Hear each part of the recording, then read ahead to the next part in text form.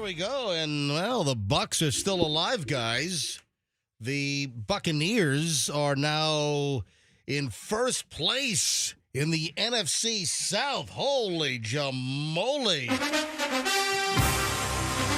This is the NFL on the MJ Morning Show. But if Atlanta wins again and, I don't know, oh my God, what the hell is that? That's somebody turned my thing all the way up. Who would do that? No one goes over there. You know, MJ, we have no idea what happens in this studio. On the weekends? well, We don't know. But We have no idea. No one's in here. Let me give you a tip. I don't think there's any live person in here on the weekends. Is there? There's a couple of screwy part-timers who, Yeah. I think one of them actually lives in the building No, downstairs. they don't. Yeah. Well, there's a massage chair in this building. You just sleep in the massage chair. My God, those were your headphones Yeah, just thank all God I didn't have feeding them back? on. Holy crap, that'll pierce your brain like right. an arrow. So, MJ, you said Yeah. the Bucs are still alive. They're more than alive. They are the division leaders right now. Well, I just said the division leader, but if Atlanta wins again, it's my understanding the Bucs can very easily lose that spot and be completely out of contention. Well, yeah, it's not like they're 5 games ahead in first place. So all they need to do is have a better record than Atlanta. Right. That's it. But I don't even know what Atlanta's schedule looks like going forward, and I got to be honest, I don't even know what the Bucs' schedule looks like going forward either. And the reason is because the Bucs lost to Atlanta. So we have to finish. Well, ahead not of them. once, but twice, I believe. Exactly. Yes. I think 7 times. They lost to Atlanta 7 times this season. I think All they, right. they play again on Christmas Day, so it might be 8. Oh, speaking of Christmas, I mean, this is ridiculous. Our Christmas party for the radio station is like December 27th or something. We got the after Christmas discount. Oh my God, that's No, hysterical. it's not that late, but it might as well be that late. It's the 19th. I'm not here. It's the 19th? The Christmas party is the 19th. I'm going to tell you right now, I'm not going to be here. I'm not going to the Christmas party because I won't be here. I will tell you. Who does a Christmas party for an office on the 19th? I will tell you. Are you going, Fester? I have not been to a Christmas party yet. Yeah, I've never seen you at a Christmas Yeah. party. Roxanne, are you going to go to the Christmas party on the 19th? I did hear about it, but I thought it was the 18th. Andrew just said in my ear the 19th. So the problem Hold is, on, I know I saw in the email save the date. Hang on, let me find this. Ron, our market president, vice president, whatever he is, treasurer, he sent that an email like save the date, save the whales. Hang on, see, I won't yeah, be Thursday going. the 19th. Yeah. Christmas party is Thursday, December 19th. Oh, please RSVP by Tuesday, December 17th. Yeah. Yeah. So what happens? If there are not enough RSVPs by Tuesday, December 17th, are they going to cancel the office holiday Christmas party? No, but it's being catered by a guy with like a hot dog cart. So they Oh, our buddy Tony's Hot Dogs. Oh, that'd be great. Yeah, Tony's Hot Dogs I ought was- to cater that I thing. was trying to make a joke, but Yeah. MJ. So the 19th is the 20th is the last day of public school. Okay. So schools All go right. through that week. So I mean, Gotcha. a lot of people are taking their Christmas break. They're working through the 20th, and it starts the 21st, and taking the first week of the new year. All right, so the question is, Fester, where will you be on Thursday, December 19th? I don't think I want to be at the Christmas party. Well, physically, are you going to be in town or out of, well, if your kids go to school the through kids- the 20th, the next day, Friday, then I would imagine you guys are going to be in town. Yeah, even though this is our last broadcast week in my county, Hillsborough County, the kids still have 2 weeks of school. So I'll be with those pain in the ass. And Gotcha. you've And then- never gone to a party so far since you've worked here, so why would this year be? Bless you. And Why then, would this year be any different? Roxanne, where are you going to be on Thursday, the 19th of December? Well, I still have to work that week, so I'll be in town. All right. And then Andrew, Andrew back from vacation. Andrew was a pretty good week. Ryan Hoppy, Mr. Hoppy Hour, did a pretty good job last week. Good to know. No major issues. Everything seemed to go fairly smoothly. Yeah, he did a nice job. He did a nice job. I commend him. He's no Andrew. That's all. Come on, he did a great He's no job. Andrew. I mean, listen, All right. if it was Ryan and Andrew in a knife fight in an alley, I'm pulling for Andrew. What if it were Hoppy and Andrew in a one-on-one basketball game? Ooh. Pulling for Andrew, but not putting money on Andrew. Guy's like 7 feet tall. Did you ever see a game where your heart's on one team but your head's on the other? Yeah. That's how it would be. Yeah. You'd hedge your bet. You'd have to put the money on it. Andrew, where did you go for vacation? Andrew, he just put. Wait, are those Mickey Mouse headphones? Yes, they are. Wow, are you going to wear those now in the booth so you can hear the show? No. I can hear the show. No, you need to wear the headphones when you turn your microphone on and you're on the air, because a lot of times we're talking and you can't hear us talk because you've got your mic on, and that cuts out the speakers in the producer's booth. I do know how this works. I've been here before. All right, well, I'm just saying that it's not always the smoothest when we have you on the air and we're trying to fire back and forth. All right, let's get back to these Mickey Mouse ear headphones. Yeah, I'll tell you what, those are some Mickey Mouse headphones you got. I'll tell you, were they meant for 6-year-olds and you just bought them, or are they adults? I think it was from like 3 to 11-year-olds. 3, did it say it on the box? Recommended ages 3 to 11.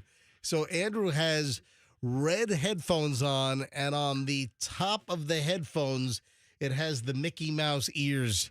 So, yeah, those are some real Mickey Mouse broadcast headphones you got there, pal.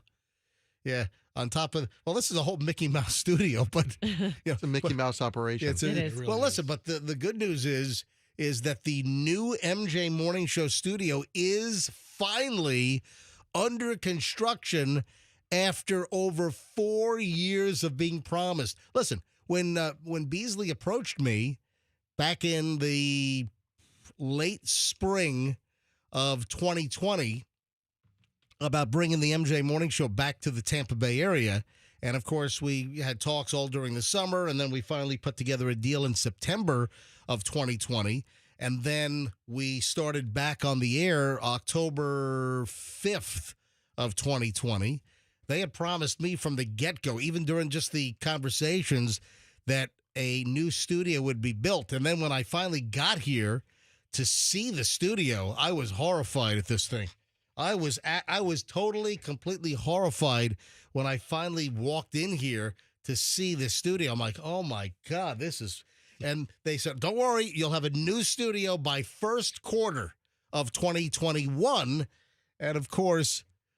Yeah, we'll have a new studio. Yeah, first quarter of 2025. So when we get back from Christmas vacation, I anticipate we'll be back in the building, but in a brand new MJ Morning Show studio.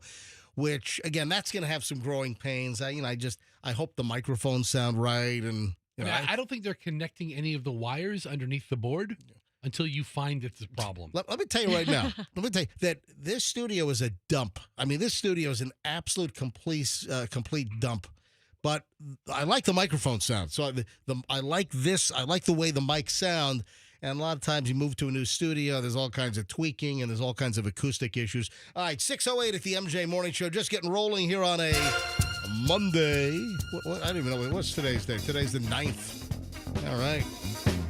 Yeah, I will not be around for the Christmas party on the 25th of... the 19th. Might as well be the 25th. It might as well... The 27th actually works better. I wish we could have done it after Christmas. Right, traffic's on. Back in a minute. Things look pretty good this time.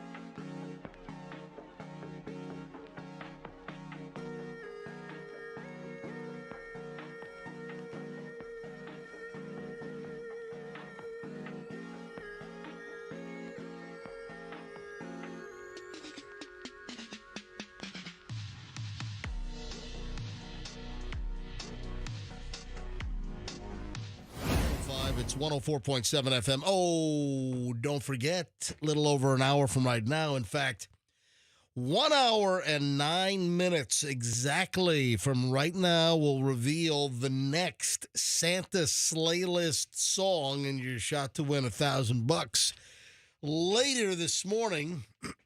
So 7:30, that would be an hour and 9 minutes from right now. 7:30, I'll give you the big reveal, and that's going to be the next song to listen for, which is guaranteed. Ooh, we are guaranteed. Ooh, you know what I'm doing there, right? I do. I do. Who am I doing, Fester? Well, when you say you guarantee, you're talking about one of the finest prodigies of the Cajun culture in the history of mankind, and the finest chef. When you do Cajun Fester, are you basing Cajun Fester on this particular individual? Let me tell you something here. Possibly an homage. An homage. It's an homage to the legendary chef, I guarantee, Justin Wilson. That is 100% correct. I guarantee. He was on like one of the early cooking shows, right? He had a cooking show. I remember seeing. Was it even Food Network back then, No. or what was he on? It might have been like on a PBS type. Okay, because they were the only one doing those kind of shows. Yeah, there's no like we didn't have the variety of all the niche. Yeah. What do you say niche or do you say niche? I'm not a nicher. I'm a nicher. I'm niche. Yes. In fact, Fester, go to the M-W Talking Dictionary. -w.com. But I'm doing a Justin Wilson. I'm doing I guarantee. So I guarantee that in an hour and 7 minutes from right now, at 7:30, that we will reveal the next song to listen for. And again, it's going to play sometime today. And when you hear the song play, be caller 7 and win $1,000. But you got to know the song, and I'll reveal the song to listen for in just over an hour at 7:30. It is the Santa Slayless song. I guarantee not only that we give away $1,000 today, I guarantee I'll give you the song title, which is very essential, because if I don't give you the song title, then there's no way to win the $1,000 because you don't know what the hell to listen for. So I always remember Justin Wilson appearing like on Hollywood Squares or something. No, really? He was like, I remember seeing him on like a game show like that. I never recall that. I never saw him on Match Game. I never saw him on the $25,000 Pyramid. I never saw him on Family Feud. I never saw him on The Price is Right. In fact, Fester, they never ever said, "Ooh-wee! Justin Wilson, come on down!" That never happened. And that's all the game show sound. No, actually, I have one more game show. You have Love sound. Connection? Did we talk about Love Connection recently? I don't have music for that. Oh, darn. Yeah, Unfortunately. Was Justin Wilson on it? Oh, I have one more game show sound, and that's. There we go. Of course, the Gong Show theme. All right, before I move on, did we bring up the Talking Dictionary on niche? We have. Yeah, I don't like niche. You know what's funny is I say niche in most situations, but I say niche in one particular situation. Okay. And what is that? When we're talking about a shallow recess, like in a home, like if you were going to have a little niche, a little space, I say niche. All right. Like a study or a... Like a cutout in the wall or like an... Okay. Yeah. For like putting up like Princess Diana Franklin mint plates. Exactly. So classy. A recess in a wall, is that what you're saying? Yeah, right. Shallow recess. All right, so go ahead and hit the Talking Dictionary for niche. Like, niche. Okay, niche. so that's what I say. Go ahead, hit niche. it again. Niche. An itch to say niche. So if you've got a very specialized niche. area of something, it's kind of a niche. It's a niche. So that. Niche. All right, now hit number 2. Niche. Ugh, niche. God, I hate that one. So it is acceptable. I like, niche. but niche. I don't. Hang on a minute. I like niche. but I don't like niche. Oh wait a minute. There's a third. Apparently, according to the m-w.com online dictionary, yes. All right, go. Niche. Niche. What the? niche, So, niche, niche, All three are correct. niche, niche, niche, all right. niche, All right. niche, You should really confuse Niche. people. Next time you talk about someone's niche, just use all three interchangeably in the Keep going. discussion. And people are like, this guy's crazy. Hey, I want to. I want to type in another one. Hang on. I want to see if there's a variation on the pronunciation of this. Hang on a minute. Hang on. Let me go back. I misspelled it. Hold on a minute. I want to bring up one more talking dictionary entry and Okay. see if there's a. Here we go. Let's see if there's any variation. Now it looks like there's only one variation of. bitch, Yeah. bitch, Bish. There's no bish. You can say bish. There's no bitch. Oh, bish. All you have is bitch, You're being such a bish. So I say bitch, I say niche like bitch, right? Yeah. Yeah, right. That's right. bitch, The T is kind of silent. bitch, You know, Roxanne. bitch, bitch, You're- bitch, Roxanne, you're a niche bitch. Yeah, just in the little quirky way you have. all right. No. Now let me go back to where I was going to start until I got caught up in that. In the last commercial break, we ran a commercial for Chase Bank, and there's something in the commercial that caught my attention. And Fester, you looked up at the. I mean, it's weird. I looked up at, and you looked up at the same time. So something seemed to catch your attention as well in the commercial. I want to see if it's the same thing. And let me just put this thing into the playback deck. All right, listen. Let's listen to this commercial, and I'm going to stop the commercial at the spot where it caught my attention, and I questioned something in this Chase Bank commercial. I'm Tiffany, founder of Harlem Pilates. Okay, it's Tiffany, founder of Harlem Pilates. So it seems that she does Pilates in Harlem. Yeah. When I couldn't find Pilates in my neighborhood, I started a studio from my studio apartment. So when she couldn't find a Pilates studio in her neighborhood in Harlem, she started a Pilates studio in her studio apartment. Yeah. Oh. Okay. You know what's funny is while you were playing this commercial, I was in the studio next door and I could hear it. The walls are thin. And I was doing Pilates in the studio next door while you're playing the Pilates commercial. Great. You should go down to Harlem Pilates. Awesome. So what immediately caught my ear, I'm Tiffany, founder of Harlem Pilates. When I couldn't find Pilates in my neighborhood, I started a studio from my studio apartment. all right, what immediately caught my attention there is that's got to be a violation of her rent agreement. I mean, she's operating a business out of her studio apartment. Isn't that disruptive to other tenants in the building in Harlem? There's got to be a long lease, to rent an apartment in Harlem, you'd think. Yeah. The next commercial is, hang on a minute, the next commercial is, I'm Tiffany, founder of Harlem Pilates. and I've just been evicted from my studio apartment for running a Pilates business out of my small 680 square foot studio apartment in Manhattan. Now that I don't have anywhere to live, I'm living off of my Chase card. And It's racking up debt. Man, and guess what? It's going to take me 58 years to pay off all the debt I've racked up at 29.9% interest on my Chase Sapphire card or whatever. But I'll tell you, if she's up in Harlem, I wonder if she's East Harlem or West Harlem. Because if she's East Harlem, I wonder where in Harlem she is.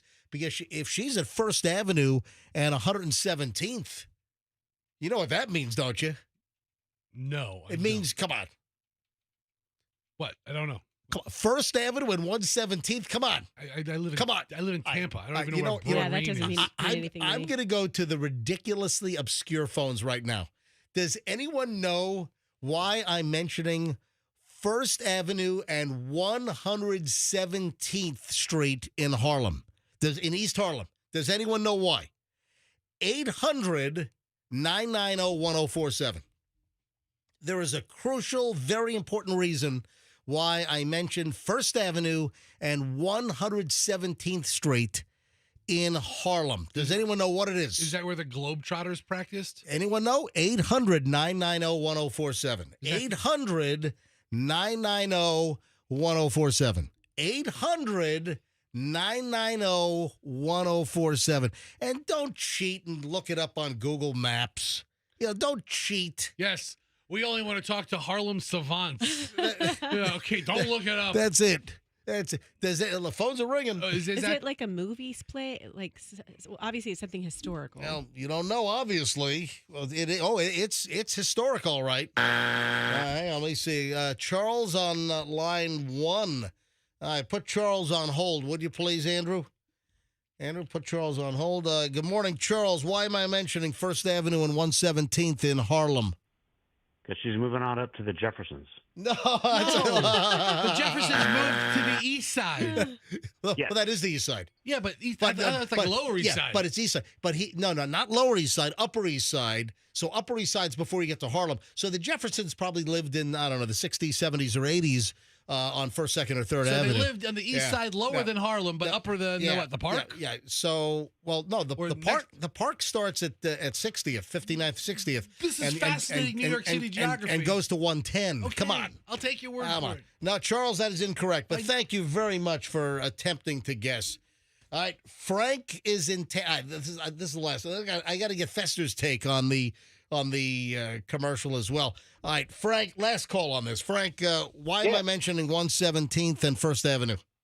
Patsy's Pizza, the first pizzeria to serve sliced pizza. 100%. What? Yeah.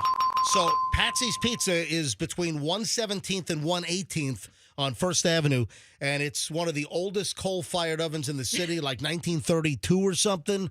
And I love a Patsy's Pizza. Leave it to you to have a pizza. Pizza minutia. There are other Patsy's in the city, but no, you only go to Patsy's on. Did you really know that? So you did know it. You didn't have to look that up. No, I grew up near 116th Street. Oh, that's fantastic. You were at Patsy's all the time because you get the restaurant, then right next door you got the slice shop. Yep. Oh, isn't that good pizza? And then the Italian Icy further down. Oh yeah. And so you were at Patsy's. I love Patsy's. You know, it's sometimes the pies vary. Sometimes you get a much better pie, but all in all, I'm a big Patsy's fan. Yep. All right, man. Really good pizza. Thank you, Frank. Appreciate it. You're welcome. Take care. You too. Look at that. You know what's cool? Right now, someone in New York, a radio show in New York, is asking, anybody know the significance of Hillsborough and MLK in Tampa? Call in right now. Right now. Sure they are. All right, Fester, quickly. I'm running very. All right, well. those. Hold on. Hillsborough and MLK, those are parallels. They run parallel. There's no intersection there. Not Hillsborough. I meant Dale Mabry. Did I say Hillsborough? I meant Dale Mabry. Those run parallel. All right, so Good joke. So of course they don't know because they're parallels. They don't intersect. Nope, All my right, calls. so hey, Fester, quickly. I'm running late here. I mean, on the Chase commercial with the Pilates girl. I'm Tiffany, founder of Harlem Pilates. When I couldn't find Pilates in my neighborhood, I started a studio from my studio apartment. All right, so I said that she's going to get evicted because she's not supposed to be running a business out of her studio apartment. And what was your thought when you heard that? I thought she was going to make like a sex dungeon out of her apartment or something. Like a prostitution operation? Started with Pilates and entertaining guests. The hell? Different kind of stretching. Working a different kind of core. Early morons in the news. Good pile. Next on the MJ Morning Show here on Q105, 104.7 FM. If you're making a move.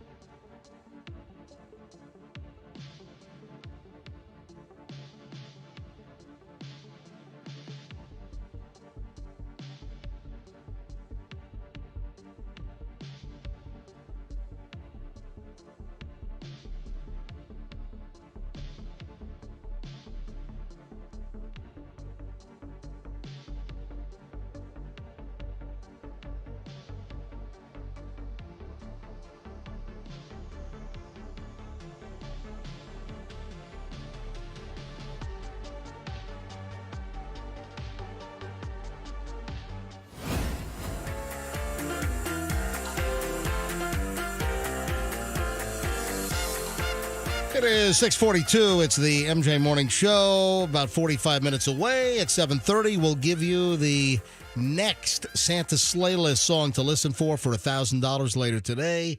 So make sure you're listening at 7:30. Hey, Fester, before I get into Morons in the News, I saw that you went across the hall, and there's a little studio across the hall, and there's a desk, and you're just sitting there. Can I ask what the hell you do? Why are you just sitting at a desk? I choose to take my commercial breaks away from you because we spend so much time together.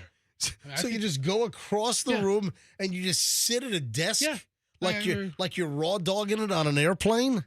Yeah. And by the way, that don't have a dirty mind. You know, I don't know if I like the terminology of that method. And there've been numerous stories that we've done over the past couple of months about the alleged, raw dogging it on a flight, and that is described as you sit there and do nothing. You're basically deviceless, bookless, just nothing. You don't do a thing. You're not watching in-flight entertainment, whether it's on the screen back in the seat in front of you, or whether it's on your own device, tapped into Wi-Fi, or whether you've got something downloaded on your... nothing. Raw dogging it is you're on a long flight and you just sit there like you're in a catatonic state. Yeah. And then I look over to Fester, and he was across the hall just sitting there in like a catatonic state. That's right. Wait till next commercial break. I'll be there as well. All right. I have a moron in the news story up first, and I want to give you sort of like an audio daily double. All right. So this is going to be, listen carefully, this is going to be your audio daily double. All right. The first sound, got it? The second sound is... audio daily double. Wow. Any idea where this story's headed? I mean, there was a law enforcement. Oh, that is correct. Okay. Andrew actually, no, not you. Roxanne was wrong. Yeah. Hall, what did you say? She said because law- Andrew was in my ear at the So I same heard time. something. I heard law enforcement at the beginning. I mean, we heard a there's police siren. there's a police siren. Well, it could be a fire or an ambulance siren, but no, it's an emergency services siren. it's a police siren. So Andrew actually had it, and Andrew, turn your microphone on and just utter the word that you uttered in my head. Walmart. Yes. How do you know that? I gave him the story. Oh, You guys, that's not how. then this is just inside baseball. you Actually, guys Andrew, cheating. we both had the story, Yeah, but and Get it but- right, Andrew. But I'm glad that you actually have the story. It's affirmation that you're barking up the right tree. Yeah. Listen to this. There is no way this should ever happen.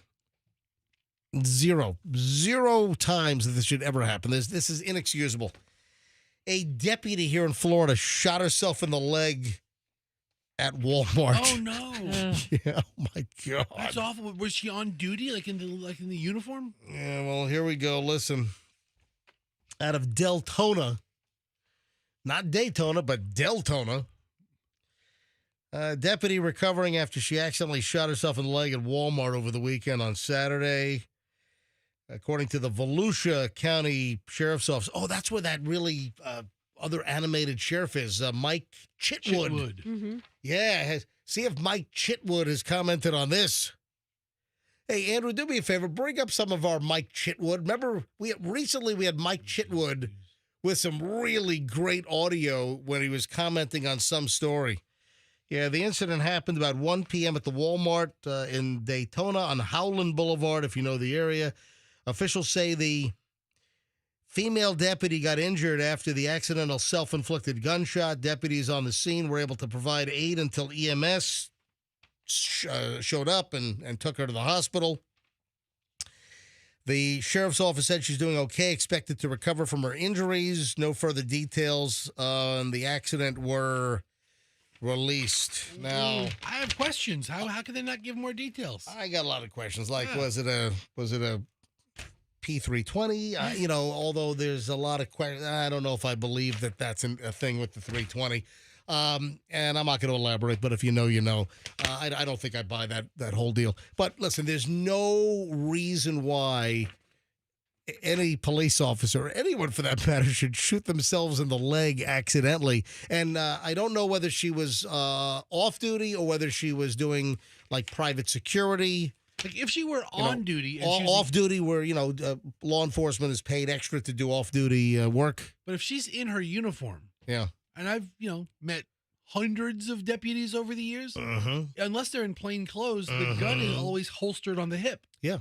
So Well, it's not balanced on their freaking I'm just head. saying, I'm trying to figure out how she shot herself. Oh. Was she like a detective and the gun was like, in her breast pocket and she had a scratch under her side boob and hit the trigger or something? That'd be awful. No, I don't want anybody to get shot. I don't know. I don't have any more information from the Volusia County Sheriff's Office. She's going to exactly. recover, so that's good. Yeah, she's going to recover. But again, especially in law enforcement with training, there is absolutely no excuse to shoot yourself in the freaking leg. Hey, Andrew, did you find some Mike Chitwood? Did you find the audio bites of? We had recent audio from the sheriff of Volusia County, and man, it was good stuff. Did you find anything, Andrew? Yes, no. Well, you didn't hear me.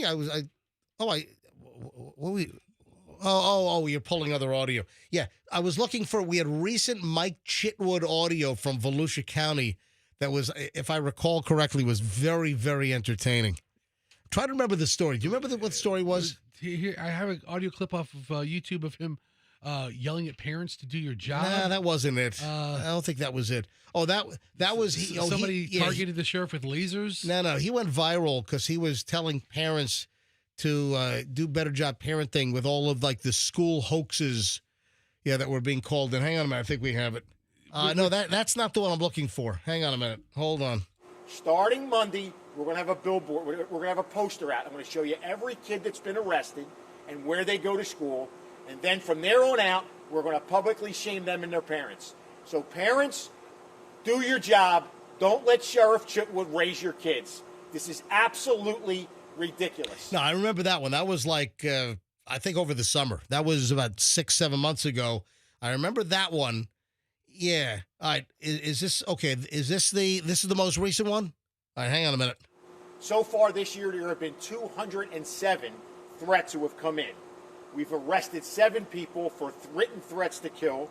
One student, if you remember, tried. Oh, that's still the hoax Same one. press Yeah, conference. All right, hang on. That's the same one. All right, here's another one. Hang on. Our defendant's son bullied and shoved a little girl. Oh, here we go. On Tuesday, they want to go and question my deputy on why the little girl that he shoved wasn't arrested for taking her shoe off and trying to hit him after he was shoved. No, That's the parents. Yeah, That's the parents that I flipped out on the school resource officer. Yeah, it's the same event, but it's better. He. All right, hang on a minute. Hold on. This is the one I'm thinking of. So, to be clear, the only piece of in that video. That's it. Let's be clear, Sheriff. Yeah. So that was Volusia County on the other side of the state recently, where the parents were called to school because their son shoved and hurt a girl, a fellow little girl in school. The parents came to school. And they attacked the school resource deputy at the school. So, to be clear, the only piece of in that video is the mother and father. Yeah, baby. All right? They're the pieces of They attacked my deputy. She suffered a concussion.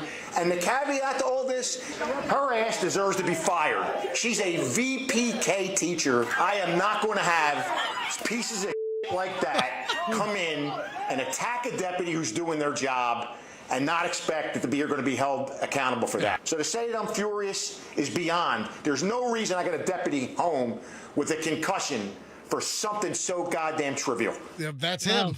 That's the audio bite I'm talking about. And guess what? Now he's got a deputy home after she shot herself in the leg at Walmart. You can tell he's from Philadelphia. You can hear that accent. Is he from Philly? Yeah. I didn't know that. So, does the sheriff visit this officer in the hospital? I'm sure he did. I mean, yeah. What did you say? Hey, moron, you shot yourself with your own gun? Don't This is shoot a big yourself. embarrassment to the force, I mean, how do you live that down? Do you have to just leave the agency and go somewhere else? Yeah. I mean, I'm sure she's a fine deputy, aside from shooting herself with her own pistol. Yeah, I'm sure people have compassion. The for only her. thing worse if she would have shot herself in the foot. Hey, shot yourself in the foot. All right, early morons in the news. I didn't get to many, but it was quality, though. I'll tell you that. 6:52 on the MJ Morning Show. 7 o'clock hour starts next. 7:30, we'll give you the new song title for the Santa Slayless coming up in just a short amount of time. Folks, get your carpet cleaned.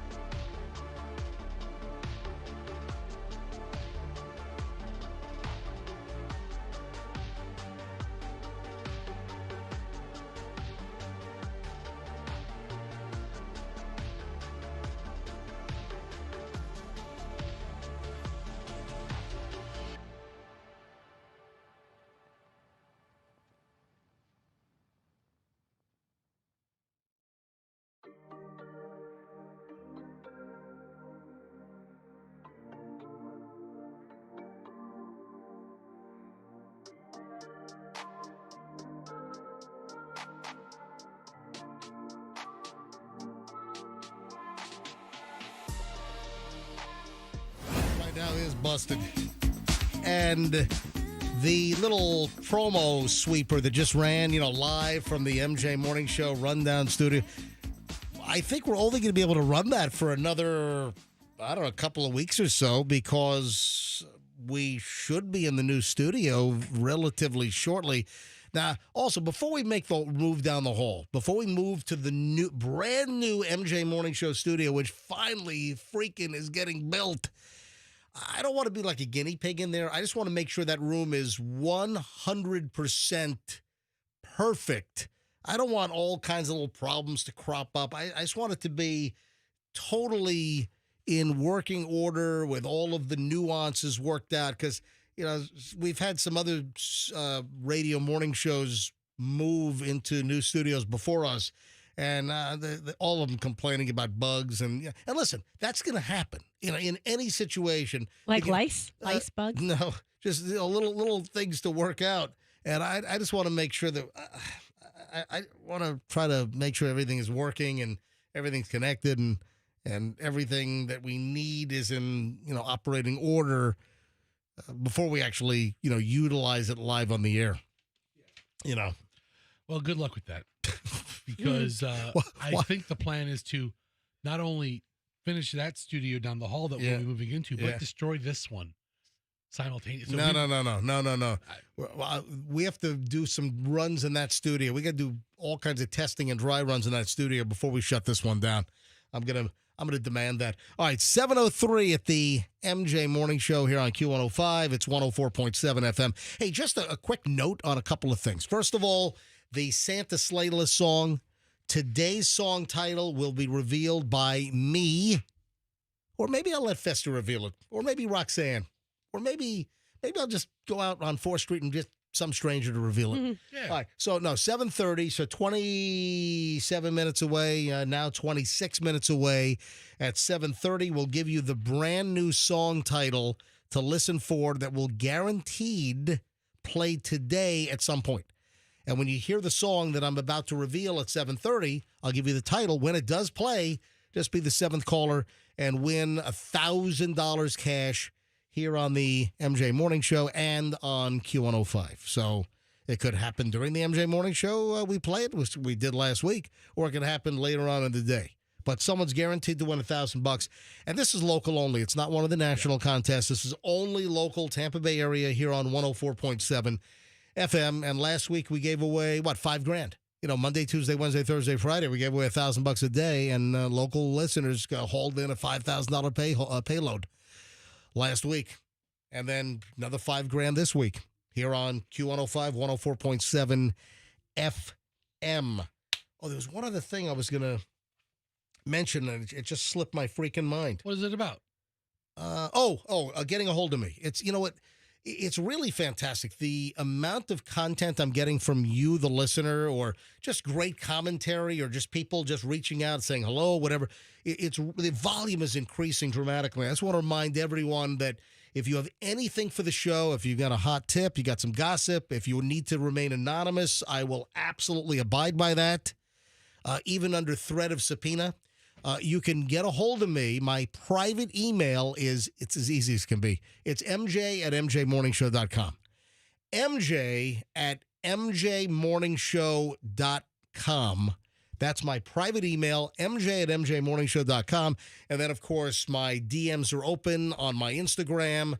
Give me a follow if you don't already. And I got some stuff I posted over the weekend. Certified MJ Radio. That's my Instagram. My DMs are open. Certified MJ Radio. As we move along from the world of exercise, ladies and gentlemen, this is Exercise Corner and a public service of not injuring yourself. Okay. Now, I've never heard of this description. Now, of course, I know what a squat is.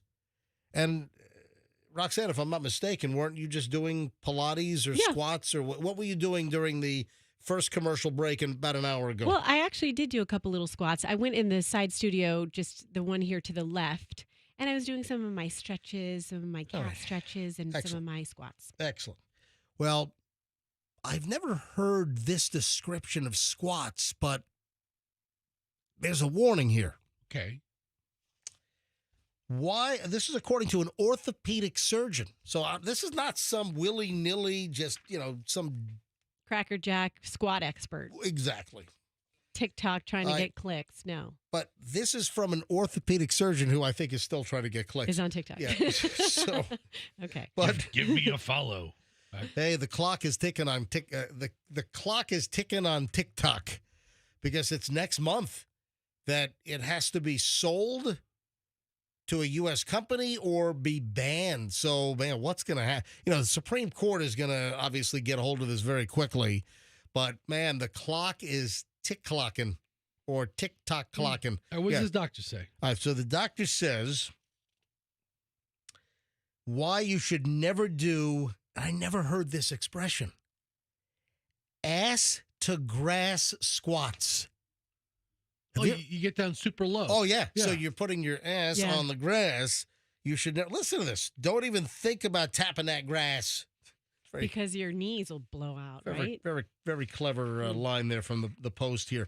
When Dr. Scott Brotherton was recently asked what's something that he would never do as an orthopedic surgeon, he said squats past 90 degrees, also known as deep squats. Popping a deep squat. Yeah, two major types of deep squats are parallel. When you lower your hips until your thighs are parallel to the ground, typically bending your knees 110 to 120 degrees, and ass to grass when you lower your hips even more until your butt nearly touches the ground. He says that's a no-no. Is this a squat with weight or something? I mean, no, this is just in general. This is just in Either general. or. These are your self-kinetically induced squats. Has he not seen the entire third world go to the bathroom? I mean, that's what they do. I mean, Squatty potties. Yeah, really. This makes no sense. I mean, I understand if you had 300 pounds on a bar on your shoulder, don't go all the way down to blow your knees out. You mean some of the countries where the toilet is just a In the hole? ground. Yeah. A hole in the floor? Mhm. I bought a squatty potty, changed my life. My life. You know what, Fester? They're amazing. I haven't eaten since about 7 o'clock last night, but you're going to make me hurl. I don't want to hear about your squatty potty. Some things we don't need visuals for. How is this guy an orthopedic surgeon when this is like the most basic of human functions? There's been much debate on strength and conditioning forums over what squat is best for developing leg muscles and improving mobility. But he says, do not. Okay, but why? Do not. I'm guessing the knees, but do not ass to grass your squat. Why? Because nothing says patella cartilage injury like the ass to grass squat. Yep, by the that's way, true. this Dr. Brotherton is based here in Florida. Hey, look him up quickly. Look him up. Look up Dr. Scott Brotherton. Where is he? Palm Harbor? Oh, dude, the guy's right here. Holy crap. So he's on social media. He's got a video. We got to call this guy. Is that Dr. Scott Brotherton? That's him. He's in Palm Harbor. Wow, look at this. I have to tell you, I've not heard local dude. I've not heard of ass to grass. Hey, Fester, you could ask him if we can get him on the line. No, you can ask him. Yeah. You can ask him to explain ask him a question. how you are supposed to. What do you get like off better? your- What do you like better? Do you like let me axe you a question like with a fire axe, or let me ask you a question? What do you like better? I like them both. I've always liked axe. Go ahead. So, Fester, you can ask, how are you supposed to get off your toilet if you're doing the whole squatty potty thing? Or what? Or say you're like on the ground in the third world country in the hole. What you would do, I would imagine, is just shape your body, stay in that egg shape and just kind of roll to the side. Tuck and roll. Tuck and roll with your britches down. Hold on a minute.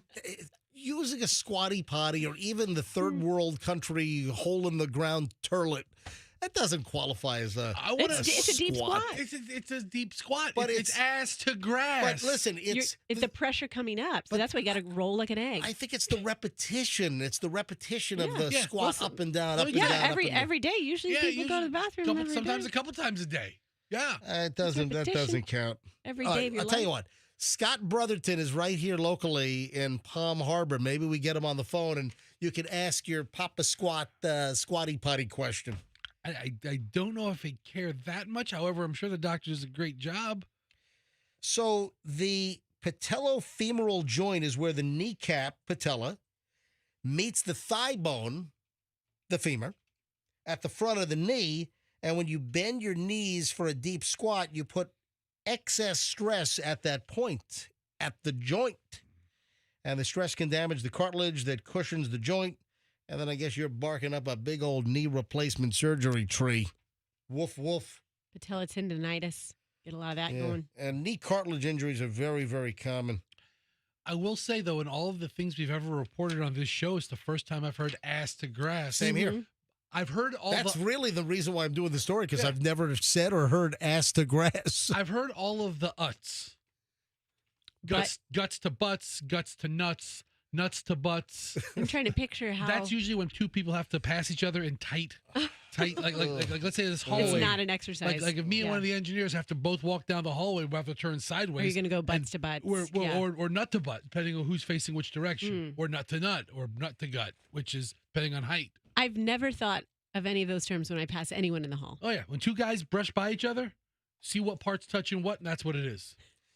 Have you seen the commercial for Poof, a spray odor remover? No. Have you seen?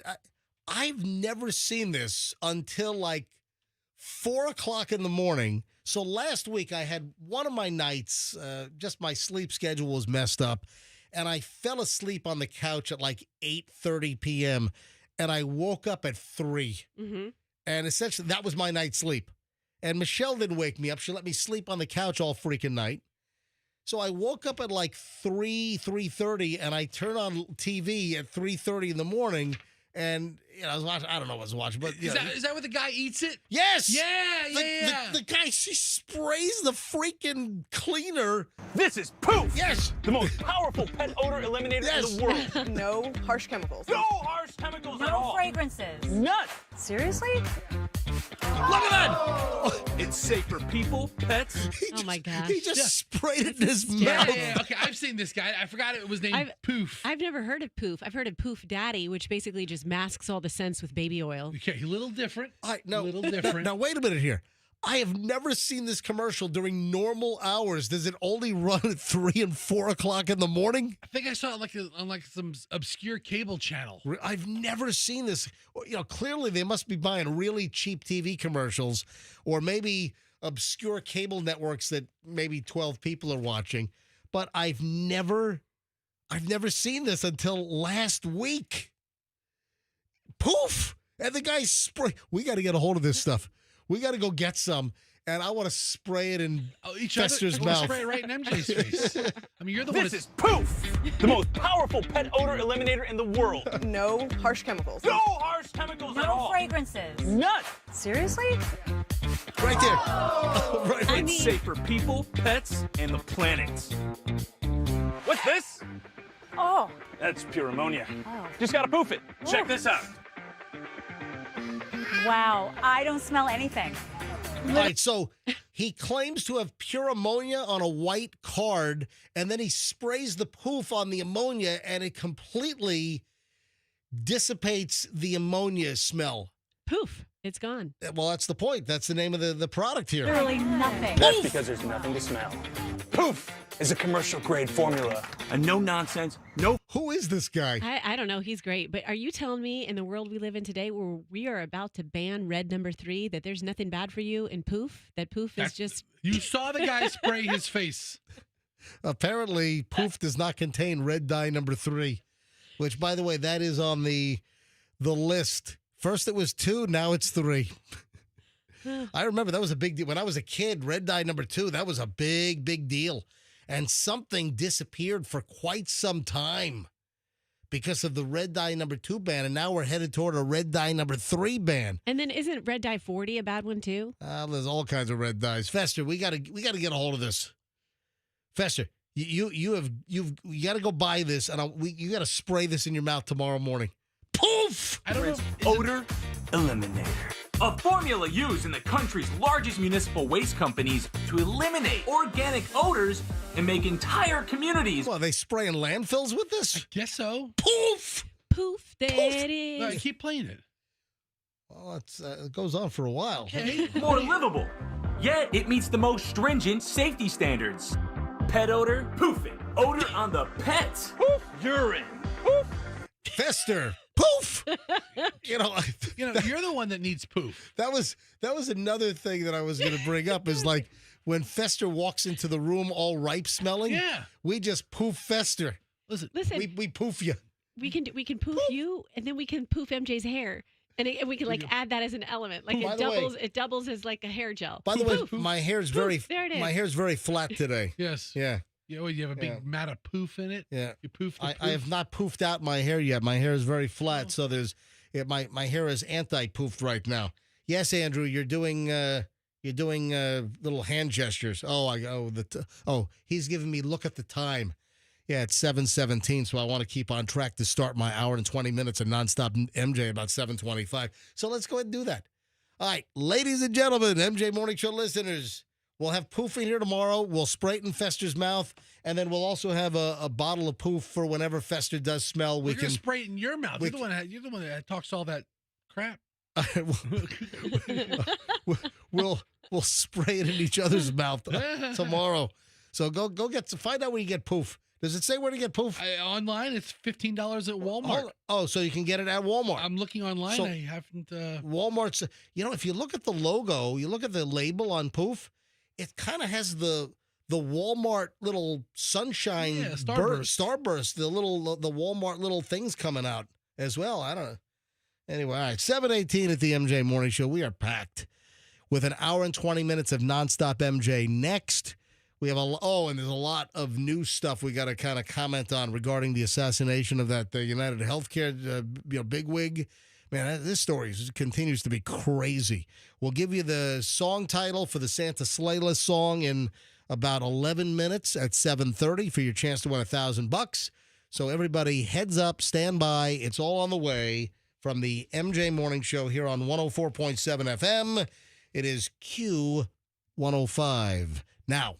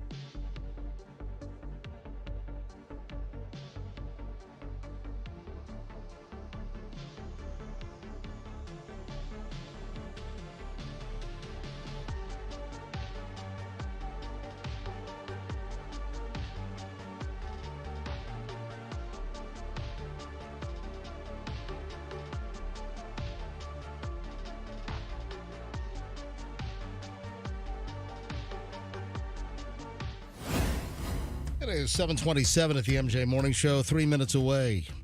The revelation of the next Santa Slayless playlist song that you need to listen for, sometime to play, guaranteed today, and you're shot at $1,000. Yeah, I'll give you a song title in minutes. When it plays, sometime today, be the seventh caller.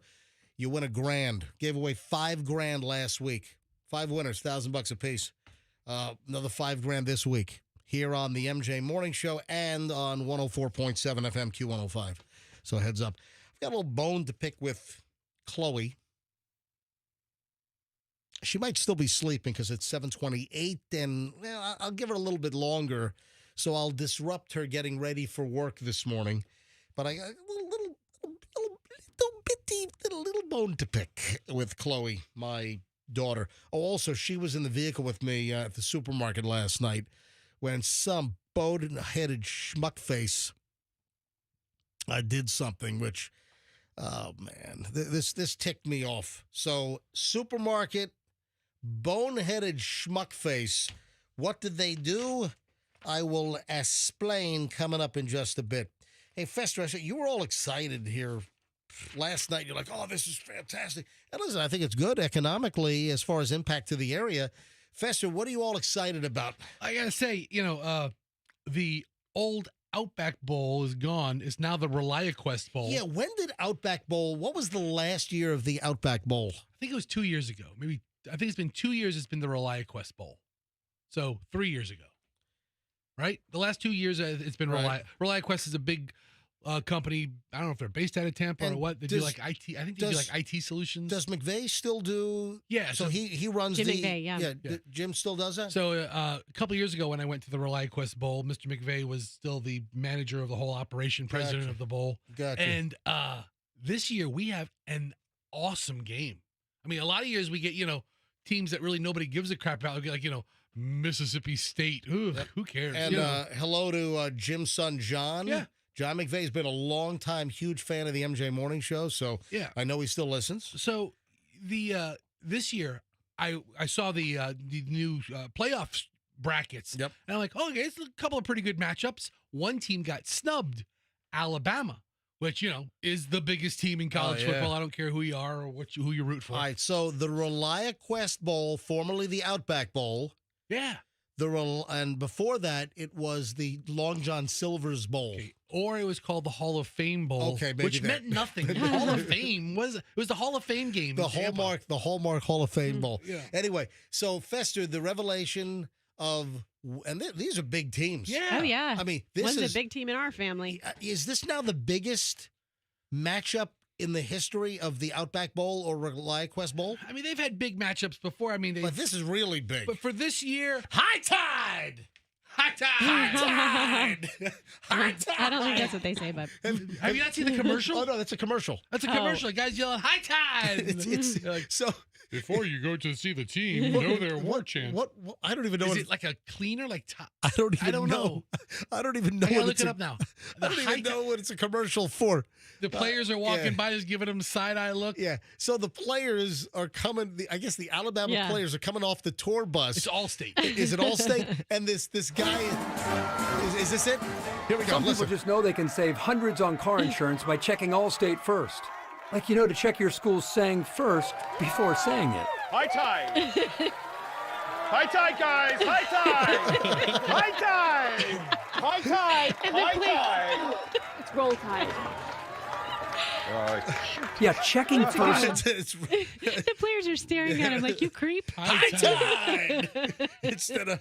So, God, you guys in your commercials. Clearly, I do not watch commercials. I get so much commercial entertainment here. I wonder if Felix Fudge likes that commercial.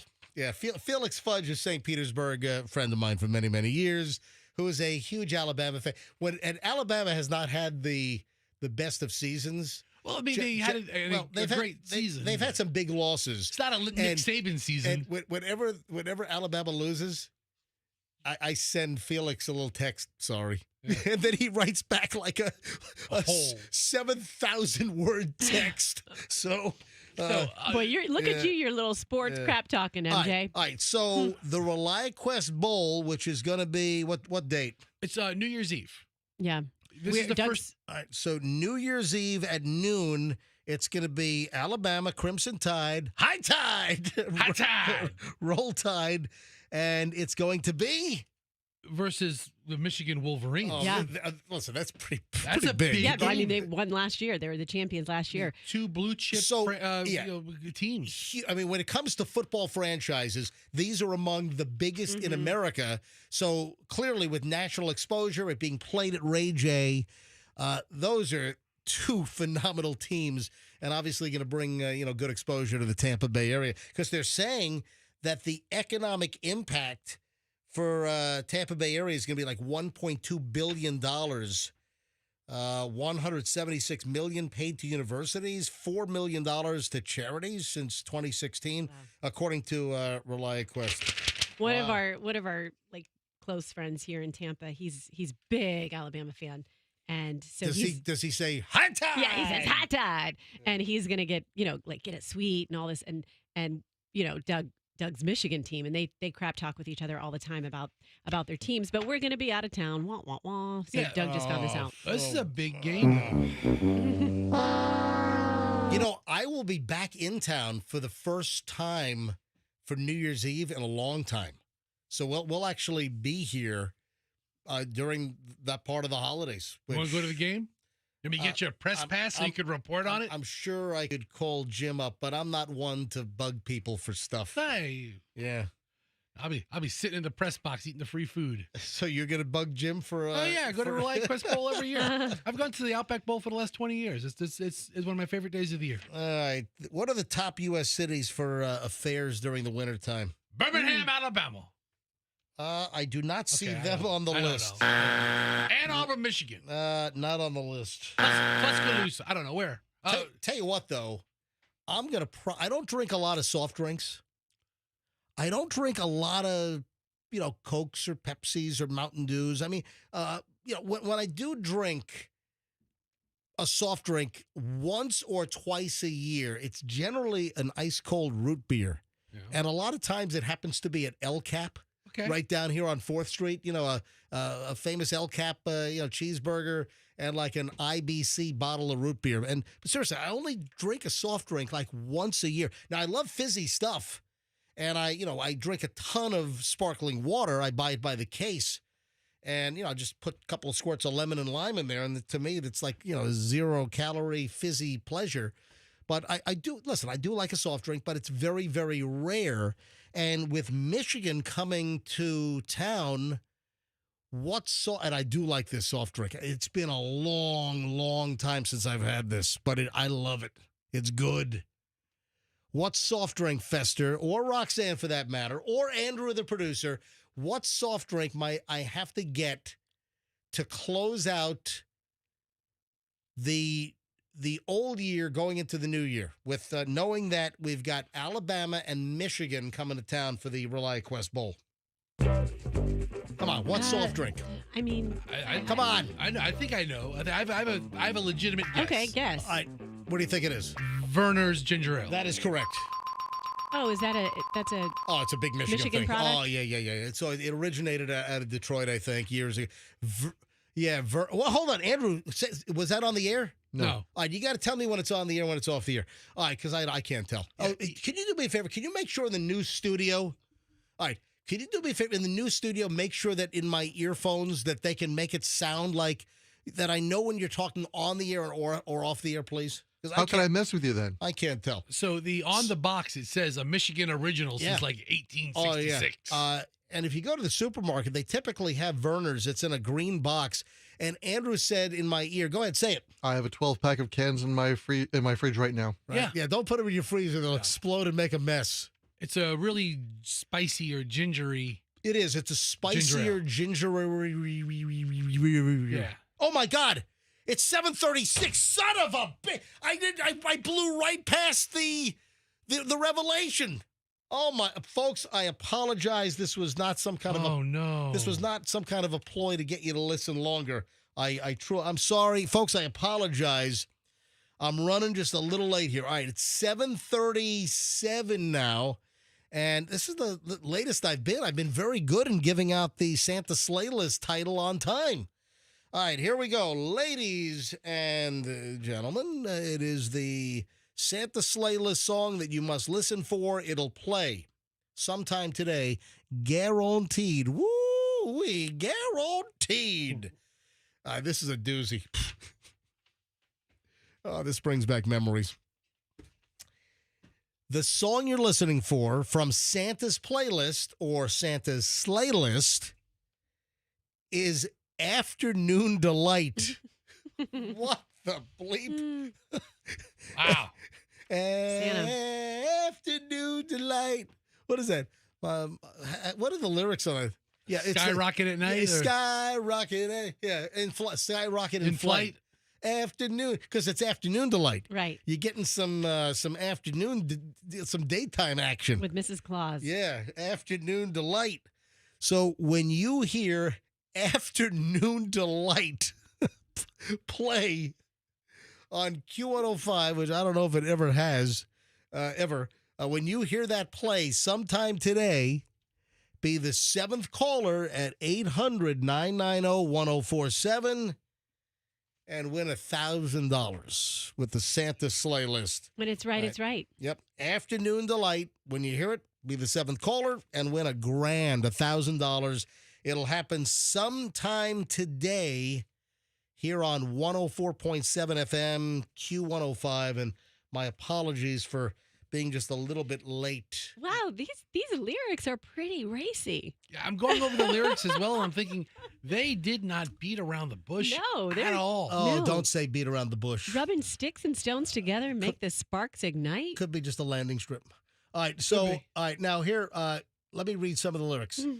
Gonna find my baby, gonna hold her tight, gonna grab some afternoon delight. Oh my God, that's so hot hearing you sing. My motto's always been, when it's right, it's right.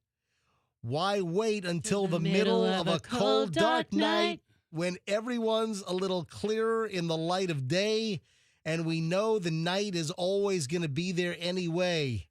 Okay, now this part is where it gets juicy. Second verse. Thinking of yous working up my appetite, looking forward to a little afternoon delight. Okay, keep going. Rubbing sticks and stones together makes the sparks ignite. And the thought of loving you is getting. Rubbing. I'm sorry. And no, this says loving. Oh my! I've got the dirty version. And the thought of loving you is getting so exciting. We have the radio edit version over here, Roxanne. Sky rockets in flight. Afternoon delight. Yeah, so that's what you're listening for, and you can win $1,000. You know, Mrs. Claus gets it. Like What on the a 26th. what a climax it'll be to win $1,000 later today. Climax. All right. Speaking of sort of that kind of stuff, Ashley Madison. Did you see that Ashley Madison Netflix series? No, was it good? Yeah, that was really pretty good. Interesting. Yeah. I saw the commercial for it. It pops up when you open up Netflix. It pops up. Yeah. And I saw like the big fat guy that worked there, and he's like, I know all the secrets. I know all the dirty, and I never got around to watching it. Yeah, so Ashley Madison, and listen, is this clickbait? Yes, it is. But it's still interesting, especially since we're represented. So Ashley Madison, really? Whether you believe it or not, whether you think that this is steeped in fact or if it's just BS clickbait, Ashley Madison, the cheater website or cheater dating app website, what was their motto? Life's too short, have an affair or whatever. Yeah. Yeah. And of course, there's a whole scandal behind the company and the management. And it's what is it called? It's Ashley Madison, Sex, Lies, and Scandal. That's the documentary on Netflix. Yeah. Well, Ashley Madison has revealed the 20 cities where your partner is most likely to cheat this winter. Okay, I'm going to throw something out there. I was just reading a story unrelated to this one. It's about why cold weather makes us want to be more frisky. Oh. So we'll see if these are some. I'm going to predict that these are some cold. There are some cold weather places on this list. All right. 20 of them. Well, let's go. Let's reveal all the cold weather places. Number 1 on the list is Miami. All right. Roxanne's off to a blazing start. Yeah. Woo! Okay. Temperatures dropped. Number 2 on the list is Orlando. Yes. Okay, great. It's going to There be we a go. cold 85 this winter in Orlando. It's all relative. Number 3 on the list Cooler. is Las Vegas. Oh, freezing. Oh, Roxanne, you're hitting them. Sometimes they get a little bit of a cold snap in the wintertime. But number 4 on the list is right here, Tampa. Tell me about more of these cold cities, Rox. You're on a roll. All right. Number 5 is Cincinnati. Number 6 is Atlanta. Now we're getting cold. Number 7 is Minneapolis. Number 8 is Richmond. Number 9 is Buffalo. Number 10 is St. Paul, Minnesota. What science do they have? Yeah, I don't know. Number 11 is Pittsburgh, then Spokane. Well, they have a website that brings in people to cheat, so they see the activity. A couple of guesses ago, you said Minnesota, Minneapolis, then now you said St. Paul. They're right next to each other. Yeah, but they're 2 different cities.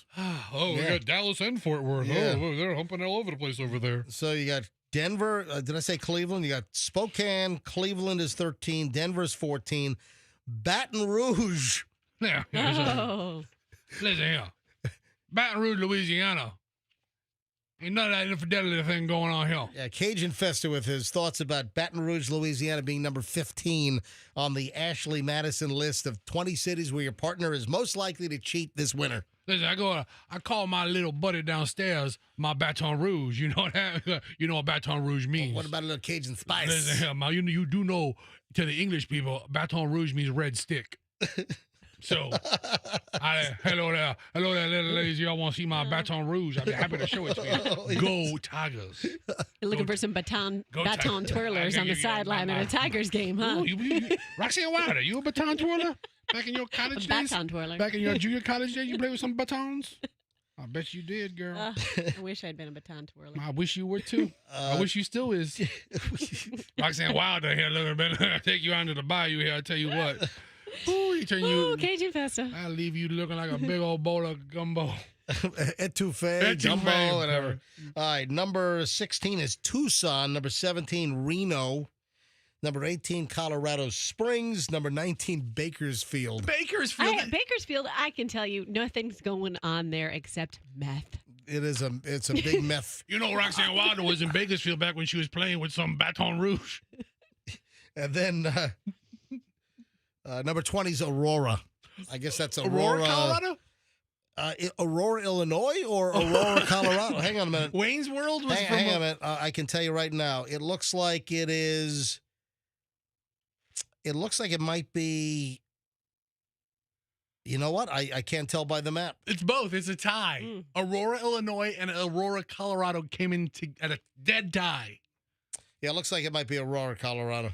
Yeah. So there you have it. All right, 7:45 at the MJ Morning Show, and Tampa, number 4 on the list.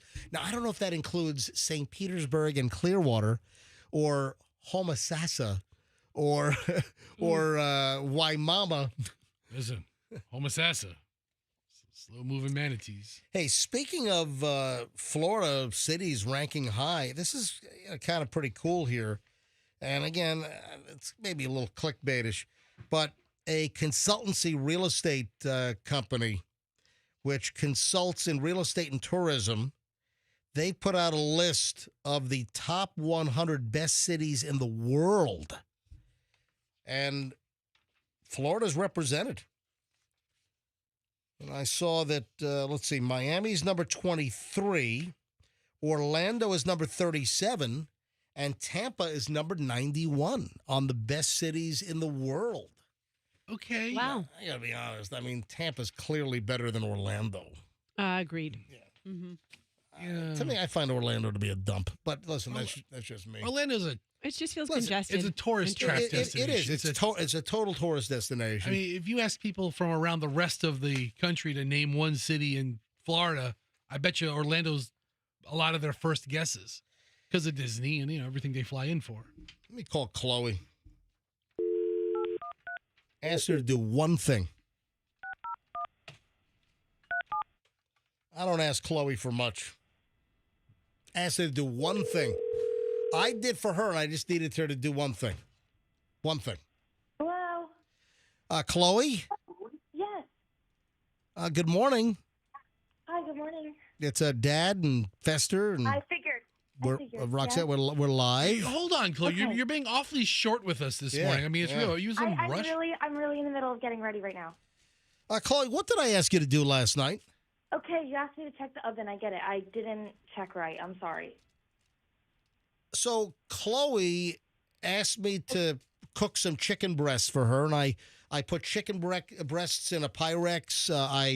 I coated them in olive oil. Okay. I seasoned them with salt and pepper and paprika in order for Chloe to slice up little cubes of chicken to add to like a spinach and arugula salad so she could bring it for lunch a couple of days this week.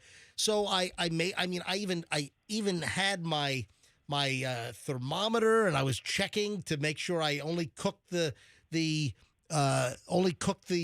chicken breast to about 155. So you took a lot of time and effort into this? I did, because then when you take it out, because you don't want to cook chicken breast past like 160, because you cook to 155, and then the temperature comes up once you take it out to about 160-ish. So I put a lot of care into it, and I just wanted to make sure when I sliced it, I wanted to make sure that it was fully cooked through. So I left the oven on in case I needed to put it back in for a few minutes.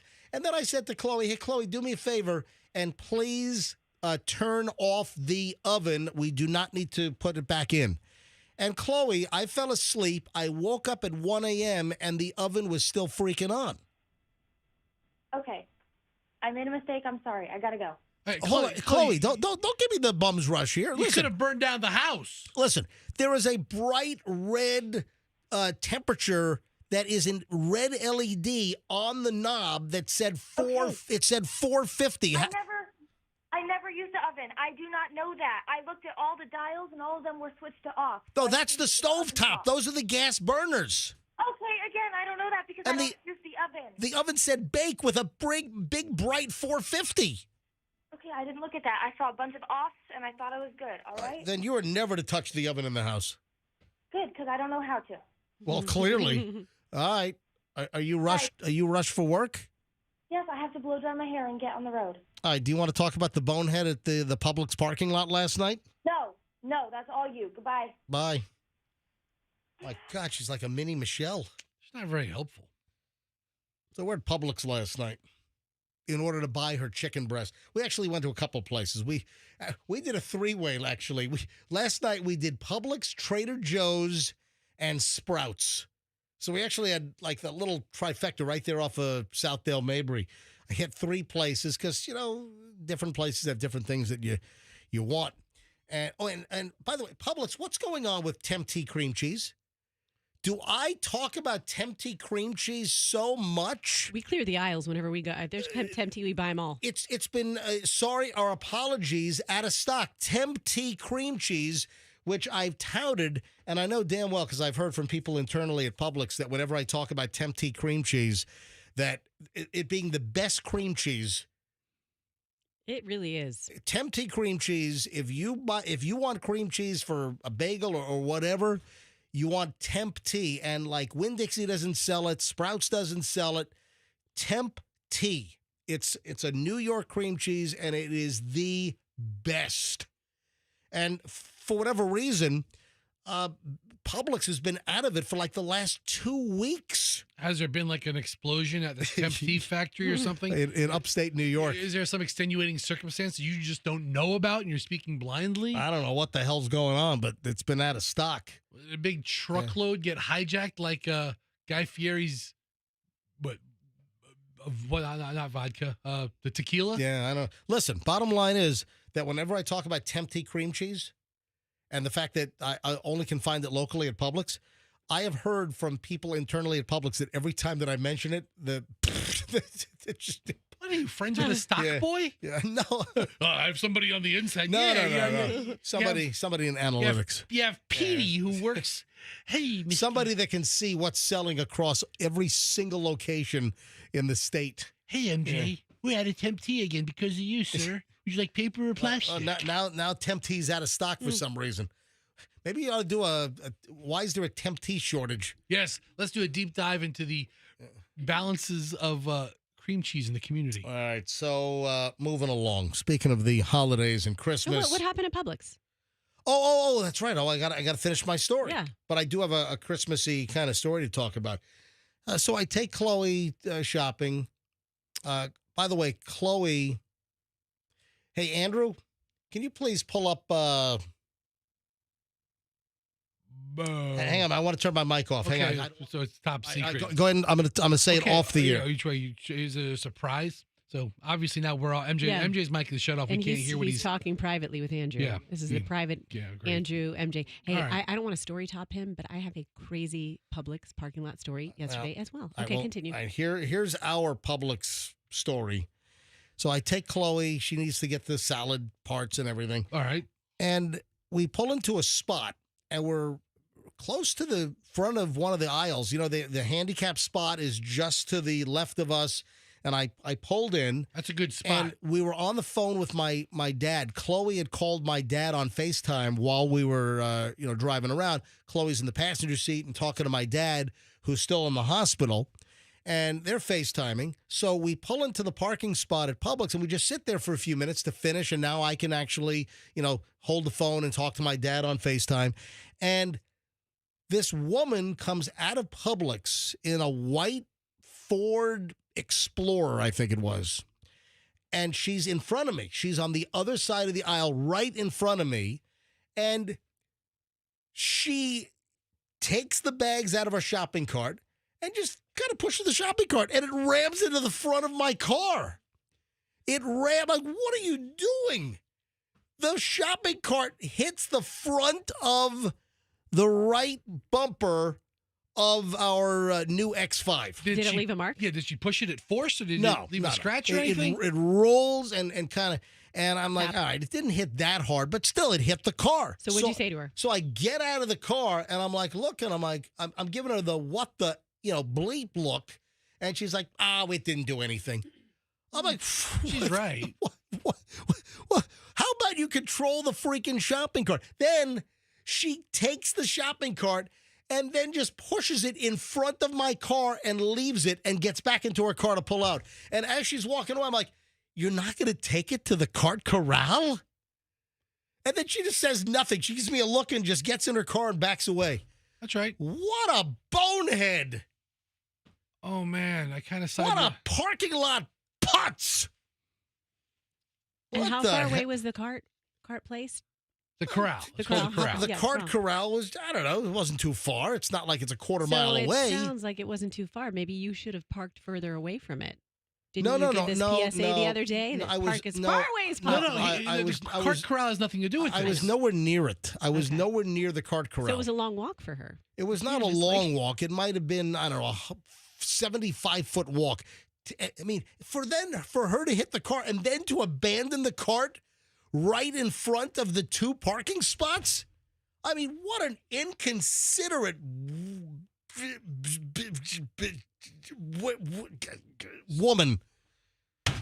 So, no scratches, though. Yeah, it doesn't appear that way. You know what Publix does a really good job of is they always have somebody in the lot shanking buggies, getting the carts back to bring into the Unbelievable. store. But can you believe that? Yeah. So yesterday I was leaving Publix and I had both my girls in the car with me. Do you ever have this happen? So I'm making a left turn and I get into, the middle area where I'm then going to try to get in with the flow of traffic. Okay. And a truck comes up right into the middle area alongside me. You know when that happens? So he's like blocking my view. So I can't see to pull out to merge into traffic. Uh-huh. So then he effectively gets to go before me when he was behind me in the line. Has that ever happened to you guys? I understand what you're saying. You know what I'm talking about? Because you need him to be gone so you can see what's behind him so you could merge. Yeah, and I'm like, I can't merge. I can't see anything. So he's... That's where you just blindly pull out and just cross your fingers. Well, yeah, and I would have done that had I not had my two kids in the car. Yeah. So then he pulls out before me. So he essentially cuts in front of me. So I roll down my windows. He's passing by and I go, I can't see. And I scream at him. And my kids, I thought they would have my back. Well, my younger daughter did, but my older daughter's like, Mom, I can't believe you would yell at that guy. Did you see his face? You hurt his feelings. Oh. And I'm like, okay, I'm going to have to pray to God later for losing my temper. I'm going to ask for God's forgiveness later tonight. I'll say, I'm sorry. And she's like, Dear God, please forgive my mom for hurting that guy's feelings. He's probably on his way to a job that he hates. Wow. Who's saying this? That's my daughter.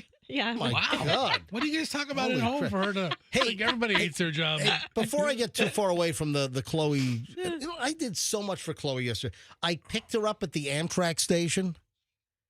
What is she, a hobo now? Riding in the back of freight trains? I picked her up at the Greyhound bus This is the station. weirdest day. In downtown Tampa.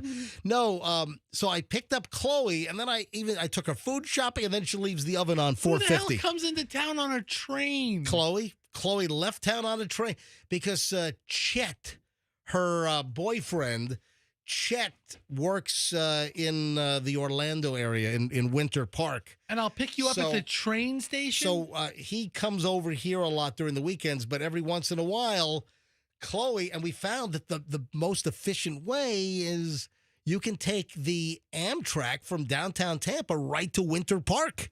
So it actually works out very well. But the one little caveat is, I don't know why they can't get that train to run on time. It was like 2 hours late coming in. I mean, from Orlando to Tampa, why the hell is the train 2 hours late? If she had a car, she would have been here by the time they departed the station. 2 hours late. You know what? I'm going to rewrite these lyrics. A 1 and a 2 and a 1, 2, 3 and My Chloe takes the Amtrak train, and it is late again. Yeah. I need a little work. Yeah.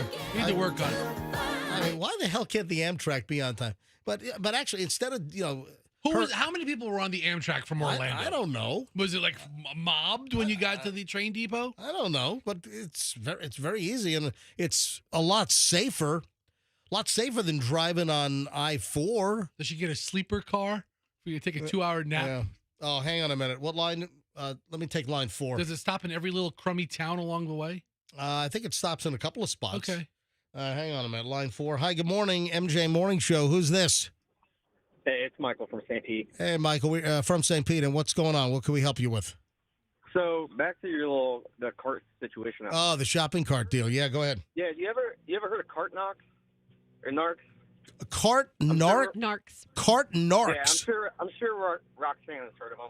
Or the guy that sits at the grocery stores and looks for lazy bones that don't push the shopping carts back. Oh, and then videos them and then confronts them?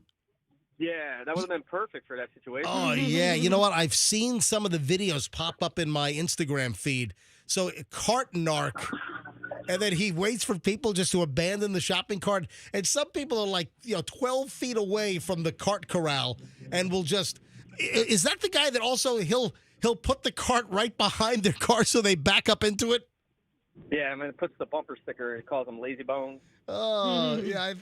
I don't know if I've seen this particular guy, but I know I've seen some videos to that effect. That's pretty funny. All right. Yeah. And MJ, real quick, my daughter, she's been listening to you forever. She's 11. She just wants to say hi. Oh, please, put her on. Absolutely. Hello. Hey, daughter 11, what's your name?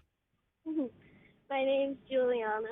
Juliana. Do you know that there's a phenomenal pizza shop in Brooklyn called Juliana's? So seriously, tell your dad to take you to New York, take you to Brooklyn, to Old Fulton, and you want Juliana's Pizza, a phenomenal coal-fired pizza up in Brooklyn, okay? It's called Juliana's. Okay. All right. Hey, thanks for listening. And what were we going to say? Have a great day. You too. Have a great day at school. All right. See you, MJ. All right. You bet, guys. Oh, that's awesome. Cute. I love it. It was cute until you had to bring up a pizza place. Juliana's Pizza. Put it on the list. Man, I've got so many people that ask me for pizza recommendations for New York. I've got a cut and paste list now that I just... You should get a hotline. Yeah. What? You just sit at home, the phone rings. And MJ's Pizza Hotline? Yeah, I'm going up to Queens. What do you think, MJ? Okay, you should go here. We got to get into, a little later on, we got to get into the latest pile for the United Healthcare assassination mystery. And over the weekend, some new kind of weird things occurred. We'll get into that later on. First, though, Christmas time is approaching fast. Do you know what the most, I don't know if I believe this, but it's interesting to talk about. The most dangerous Christmas song you should never listen to while driving because it could cause an accident, and why it could cause an accident. The most, think about this. What is the most dangerous Christmas song to listen to? Is it one of the slow, crappy songs that don't belong on the Christmas list? Nope. Okay. Other side of the spectrum, homie. So, is it Bruce Springsteen? You better watch out. Santa Claus is coming to town. Clarence, what are you getting? A new coffin. Come on. Clarence Clemens, rest in peace. Come on. The big man. Come on. Get a saxophone. I don't know. Come on. Who been good out there? Playing the big sax in the sky.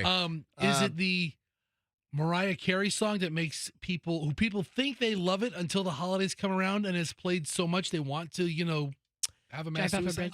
It's interesting you bring that song up. That does fit into the story, but it's not what I'm looking for at number one. Is it 12 Days of Christmas? The number one most dangerous, it's not. The most dangerous Christmas song that you should never listen to while driving comes down to beats per minute, and the fact that beats per minute allegedly can increase the chance of you having a wreck. Oh, I know what it is. What is it? The Barbra Streisand one.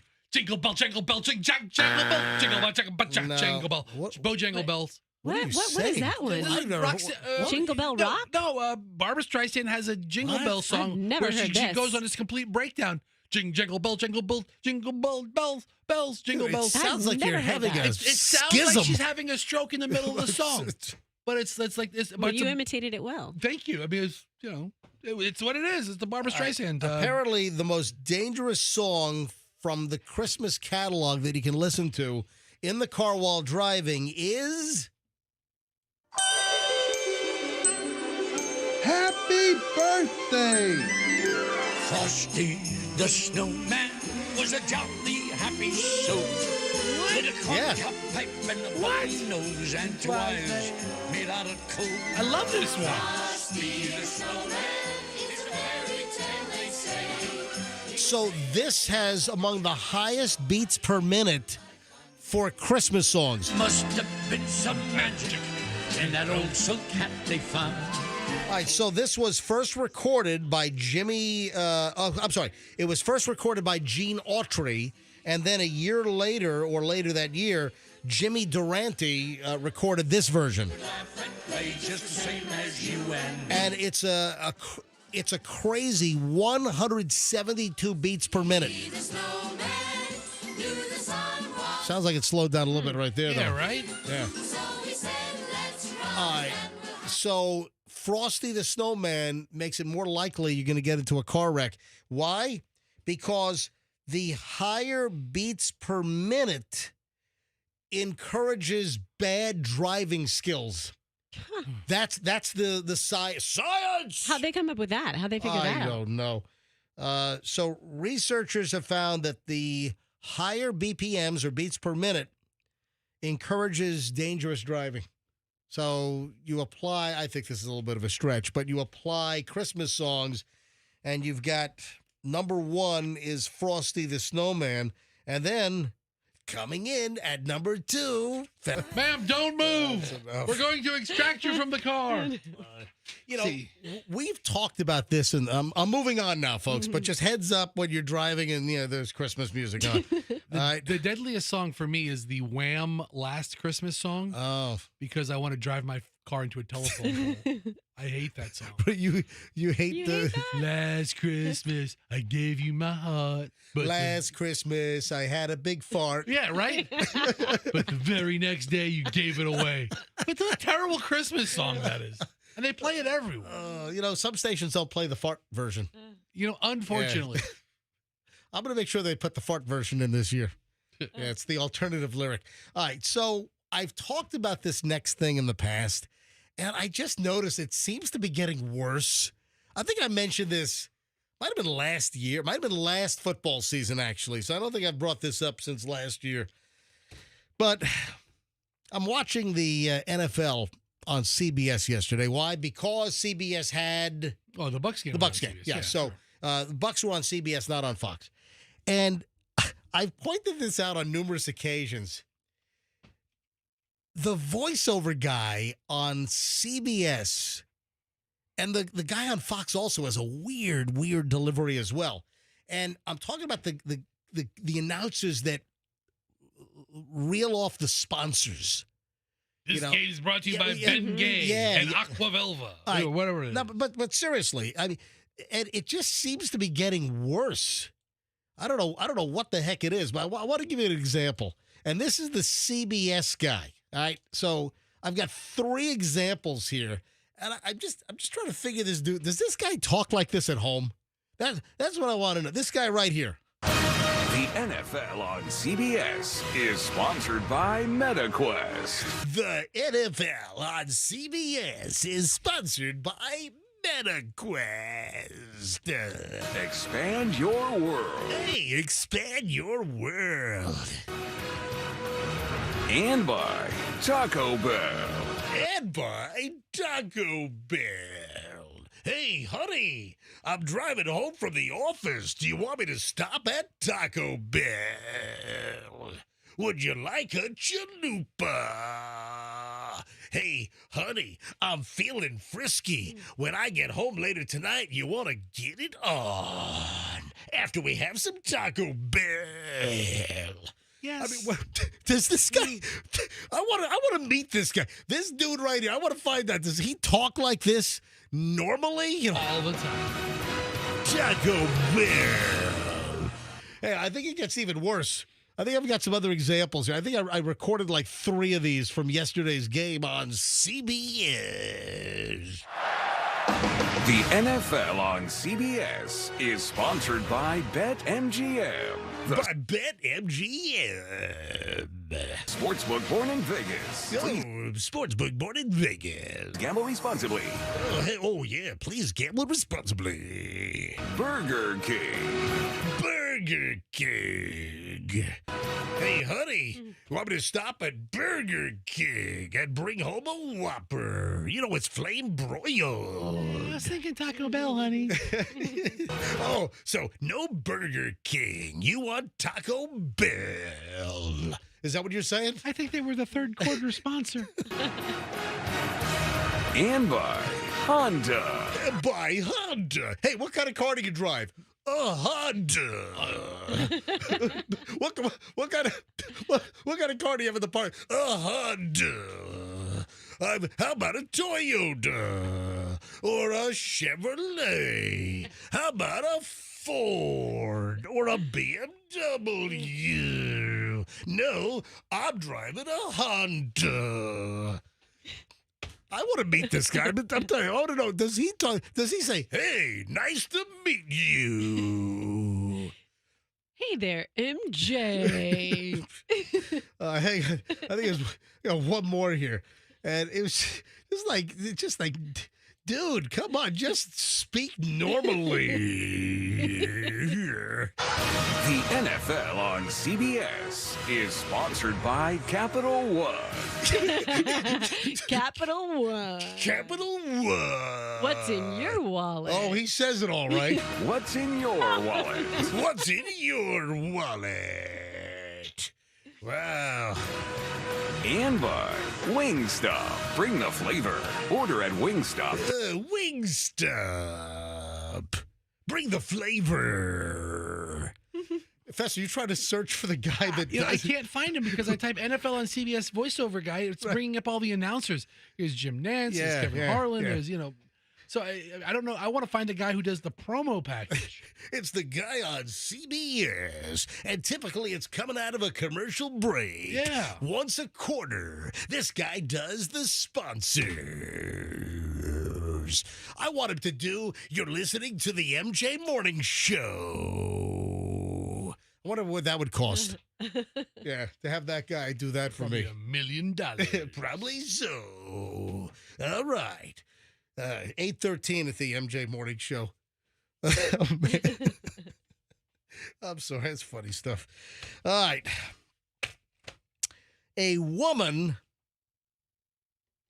with a cursed name, or really it's kind of cursed initials, wants to warn other parents to be careful of what you name your kids because of the initials and what they could spell. So the woman's name is Emily Wyndham. Ew. Ooh. So Ew. whenever she has to initial stuff, it's ooh. If she's got to like initial documents, ooh. E-W. Ooh. Ooh. So this woman is saying that she's been ultra burdened by her initials. And Emily Wyndham says that parents need to be very, very careful and make sure you know what your kids' initials are. Really? Yeah, she says that she's been cursed. I don't know if that qualifies as being cursed, but she claims she was cursed. I mean, are people really worked up over their initials? She says when you're deciding what to name your kids, look at their initials and what they will be. Every time I have to initial a document, I have to write EW. And they just say, ooh, ooh, ooh. Every page, ooh, Okay. ooh, ooh. You think should be used to it by now. You know what my daughter's initials are? Yeah. Yeah.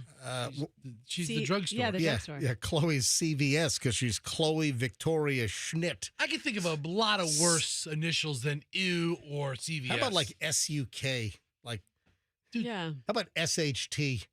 That's a dumb one. How about BJ? What about think about like every Barbara Johnson out there, Yeah. right? But like MJ, what about like if your initials like HIV? That's a terrible initial. Harold Ignatius Vitiligo. HIV is actually better than that. Just call me HIV. Just call me HIV. Oh man. So I mean, what other really bad? Maybe we should go to phones on this, because we can't think of all the combos. You know what? Tons of people listening that might have an idea. What are some really bad initials? Now, Chloe doesn't mind hers, but we loved, Michelle was dead set on Chloe. And then we just think that Victoria is just has a prestigious feel, What about Allison Sarah Schnitt? Okay, so that's it. Funny you say that. Oh, ass. Okay, MJ, look, I typed in awful initials into Google, right? And then it says... Let's go to phones on this. 800-990-1047. You hold on to yours and see if people don't come up with those, then you can deliver those. All right, terrible initials. Let's go. Fire up the phones. 800-990-1047. Hey, you might be the one to have the terrible initials. If you've seen them, heard them, if you know of them, 800. Oh, man, look at the phones. Every single line is ringing. 800-990-1047. Let's go to phones. We got some screened already. Sheila is in St. Petersburg. Sheila, hi. You're on the MJ Morning Show on 104.7 FM, Q105. Hi. Hey. I've got cool initials. My initials spell Sam. Oh, so your initials spell Sam. Yes. All right, so should we be hold on, Sheila, nothing against you. Should we be taking cool initials or only the bad initials? Yeah, I mean, if you think your initial spelling Sam is cool, Sheila, I have really bad news for you. Yeah, because when I think of Sam, I think of a surface-to-air missile. Thank you. Sheila, are you a surface-to-air missile? Thank you, Sheila. Have a great day. Ian is in Apollo Beach. Hello, and Ian, you're on the MJ Morning Show. Hey, yeah, my wife, Aisha Sarah Smith. So, before we got married, so all of our, mortgage documents and all that stuff has, ASS all over it. Oh, Alicia Sarah Smith ass. Did her parents not think about that? And Ian, sometimes I wonder what her parents were thinking at all in general. Thank you. All right, Ian, have a great day. I like Tiffany Ingrid Thomas. T-I-T? She's a lovely lady. All right. Trying to get you to say it. Sarah, Stephen in Riverview. Hi, Stephen. Stephen, are you there? Oh, I got the wrong line. Hold on a minute. Hang on a minute. Let me go back to Steve. Stephen, you're up now. Stephen in Riverview. Hi. Hey, man. Hey, so when my dad was younger, his younger sibling, sister, her initials were S-A-G. And they would reverse it. They would call her Sag Ass. Oh, man. Gotcha. Thank you, Stephen. All right, now we do Frank in Lakewood Ranch. Frank, initials, what do you have? Hey, good morning. My name is Frank Allen Gallagher. So S-A-G. Oh, so wow. I was one of the first open FAGs out here in this area. So you came out early. Yeah, it came out super early. Thank you, Frank. Good on you, Frank. Thank you, Frank. Sorry, pal. Meredith in Lakeland. Meredith, you're on the MJ Morning Show. Hi. Hey, how are you guys? Doing well. First-time caller. My friend's father's name was Kevin Carl Kramer, KKK. Oh. And unfortunately, his daughter was AOK, Amy Olivia Kramer. Oh. So there's some good initials for you. AOK and KKK. Did he have a white pointy hat? No, unfortunately, but thank God. No. Unfortunately. No, it's not unfortunately. Fortunately. It's fortunately he did not have a. Thankfully, yes. he didn't. Yes, he did not have one. Yeah. Yeah, unfortunately, he didn't follow that pathway. He had the initials for it. Wasn't burning crosses in yards or. Thank you. No, great guy. I mean, with an initial like KKK, you'd be Grand Wizard in no time. Thank you. All right, a couple more calls here, then we're going to move on. Stephen in Tampa. Stephen, hi, you're on the MJ Morning Show. Hey, Stephen, this is Stephen Thomas Durant. If you want to talk about oh, no. initials. Your STD? Yeah, high school was hell, bro. Did they call you STD? On the football team, that was like the name, and it stuck all the way through 4 years of ball. Oh, my God. And then these days, it seems that they started to use more STI instead of sexually transmitted disease. Now it seems like you hear more about STI, sexually transmitted infection. Yeah, because they had to change it because STD is also short-term disability. I have to take a STD for my STD. It's too confusing. Right. Switch. Stephen, thank you, buddy. Have a good one. Keenal in Wesley Chapel, a regular listener and caller. Yes, welcome back. I know somebody named Dharmesh C. Kumar, so his initials are DCK. Oh, That's awful. DCK. Thank you, Keenal. Let me last call on this. Last one is Karen in Tampa. Hi, Karen. You're on the MJ Morning Show. Yeah, it's Karen. My initials actually, before I got married, were KKK. Oh, you were you were a KKK. KKK as well. And did your parents know that you were going to be KKK? Yes. And they did it deliberately? Well, it's a family name, so I kind of got stuck with it. Got to show our pride. Gotcha. We'll And never now, kid KKK. now you got married, so you're a KK what? KKM. Gotcha. All right, thank you. One more. Andrew's saying take one more call. Let's grab Joan in Clearwater. Joan, hi, you're on the MJ Morning Show. Go ahead. Good morning. I have a student with the initials BS. BS. No middle name? I don't know his middle name. So like every Brian Smith is a BS. Yes, a BS, yeah.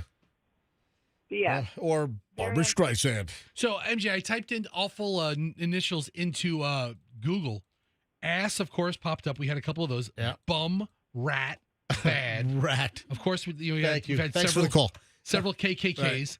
Die, zit, Bum, B-U-M, yeah. sin. Then they also have some good initials, like if it spells the word joy, love, L-O-V, or wow. I have a couple DBs in my household. Yeah, you do. Is that a dumb bitch? Well, what is a dumb bitch? What is DB? It's a Doug. Douche. Oh, Right? douchebag. Oh, you know what DB is. Yeah. And we know Doug. So So we got Doug and a Daviana. We just carried on the Oh, tradition. look at that. All right, so this woman wants to say that her name, Emily Wyndham, EW, is ooh, and every time she signs her initials, it's page after page is ooh, ooh, ooh, All right. ooh, ooh. So parents, be careful what your kids' initials will actually spell. isn't EW.com Entertainment Weekly? I mean, come on. Oh, Yeah, that's what I think of more so. Oh, that's true. Entertainment just- Weekly. I mean, I think Look at the upside. Emily has some other underlying issues. That is correct. I didn't think about that. Yeah.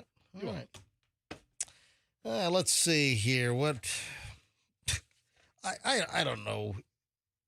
Is this really a thing? And it's got to be a front. Have you ever heard of professional back scratchers?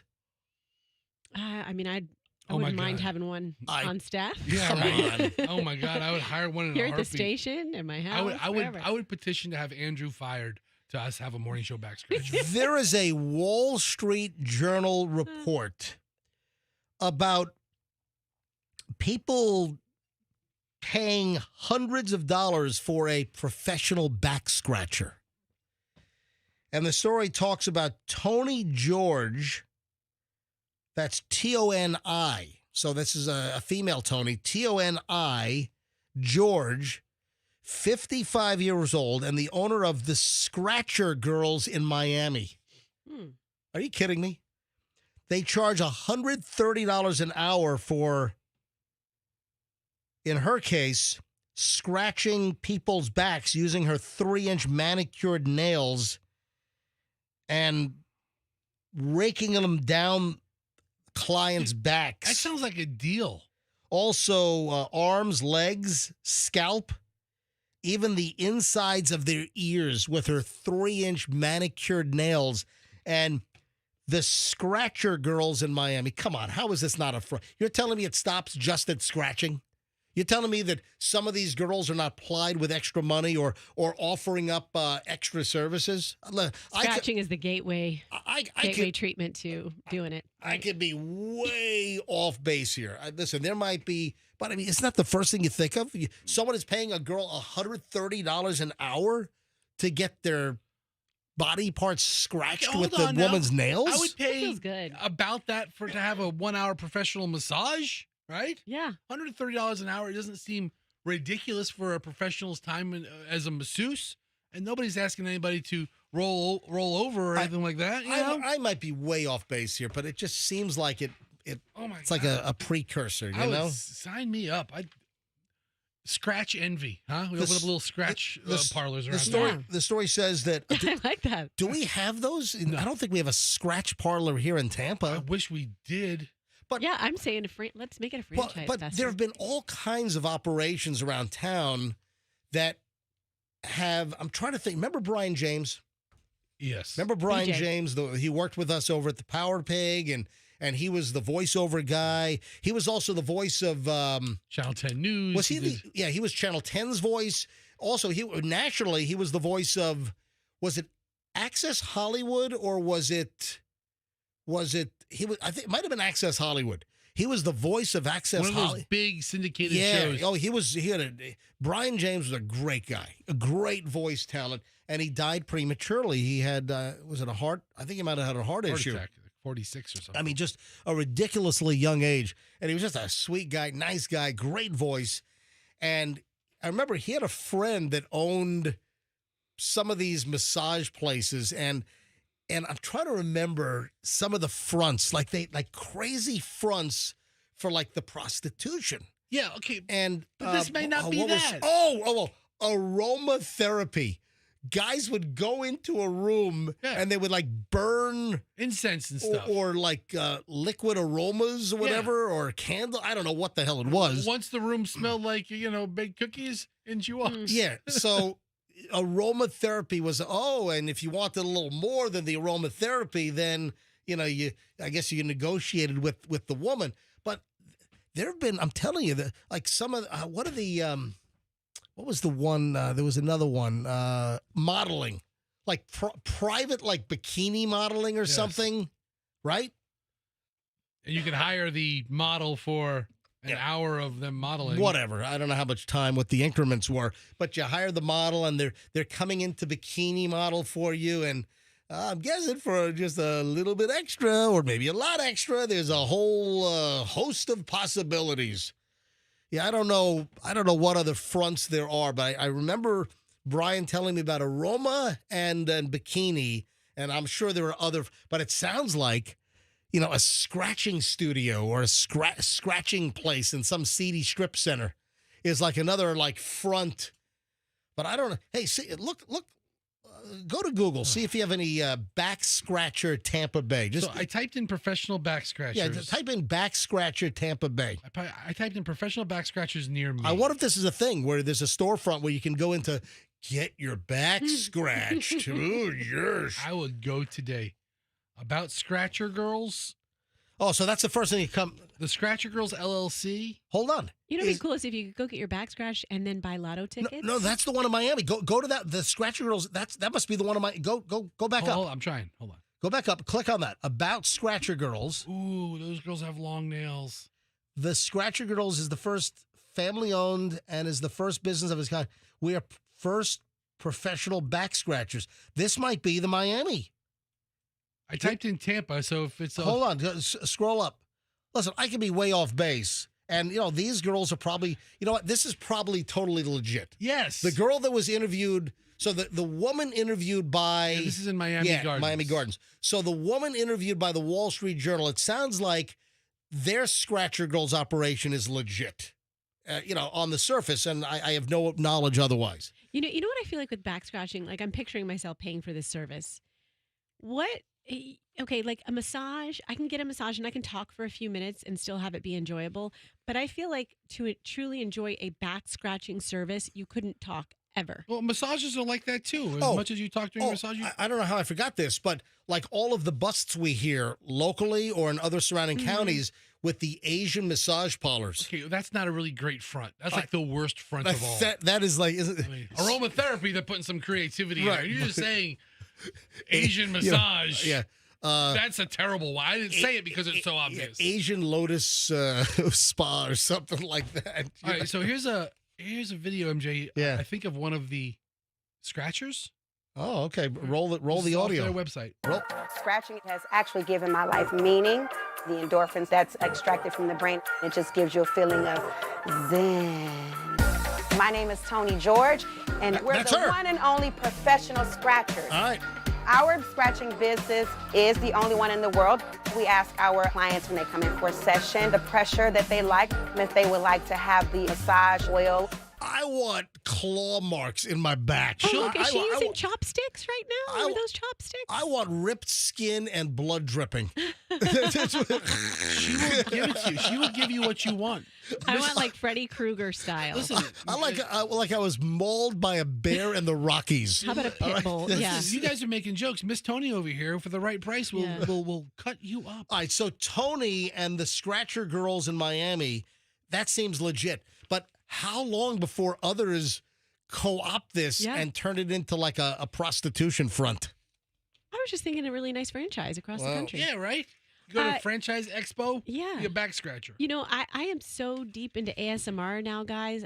I don't know if I told you this, but my level of enjoyment of a regular back massage isn't what it used to be because I can just listen to someone pretending to give me a back massage, and it's more enjoyable. Is that a thought I should have kept to myself? I mean, I don't know. I mean, probably so. You know what? This is a great place. Right. This is a great place to segue and talking about, when to take a wicked pee. Don't ask me. During the movie, when to walk out of the movie. Exactly. Oh, okay. So, folks, don't get a dirty mind here.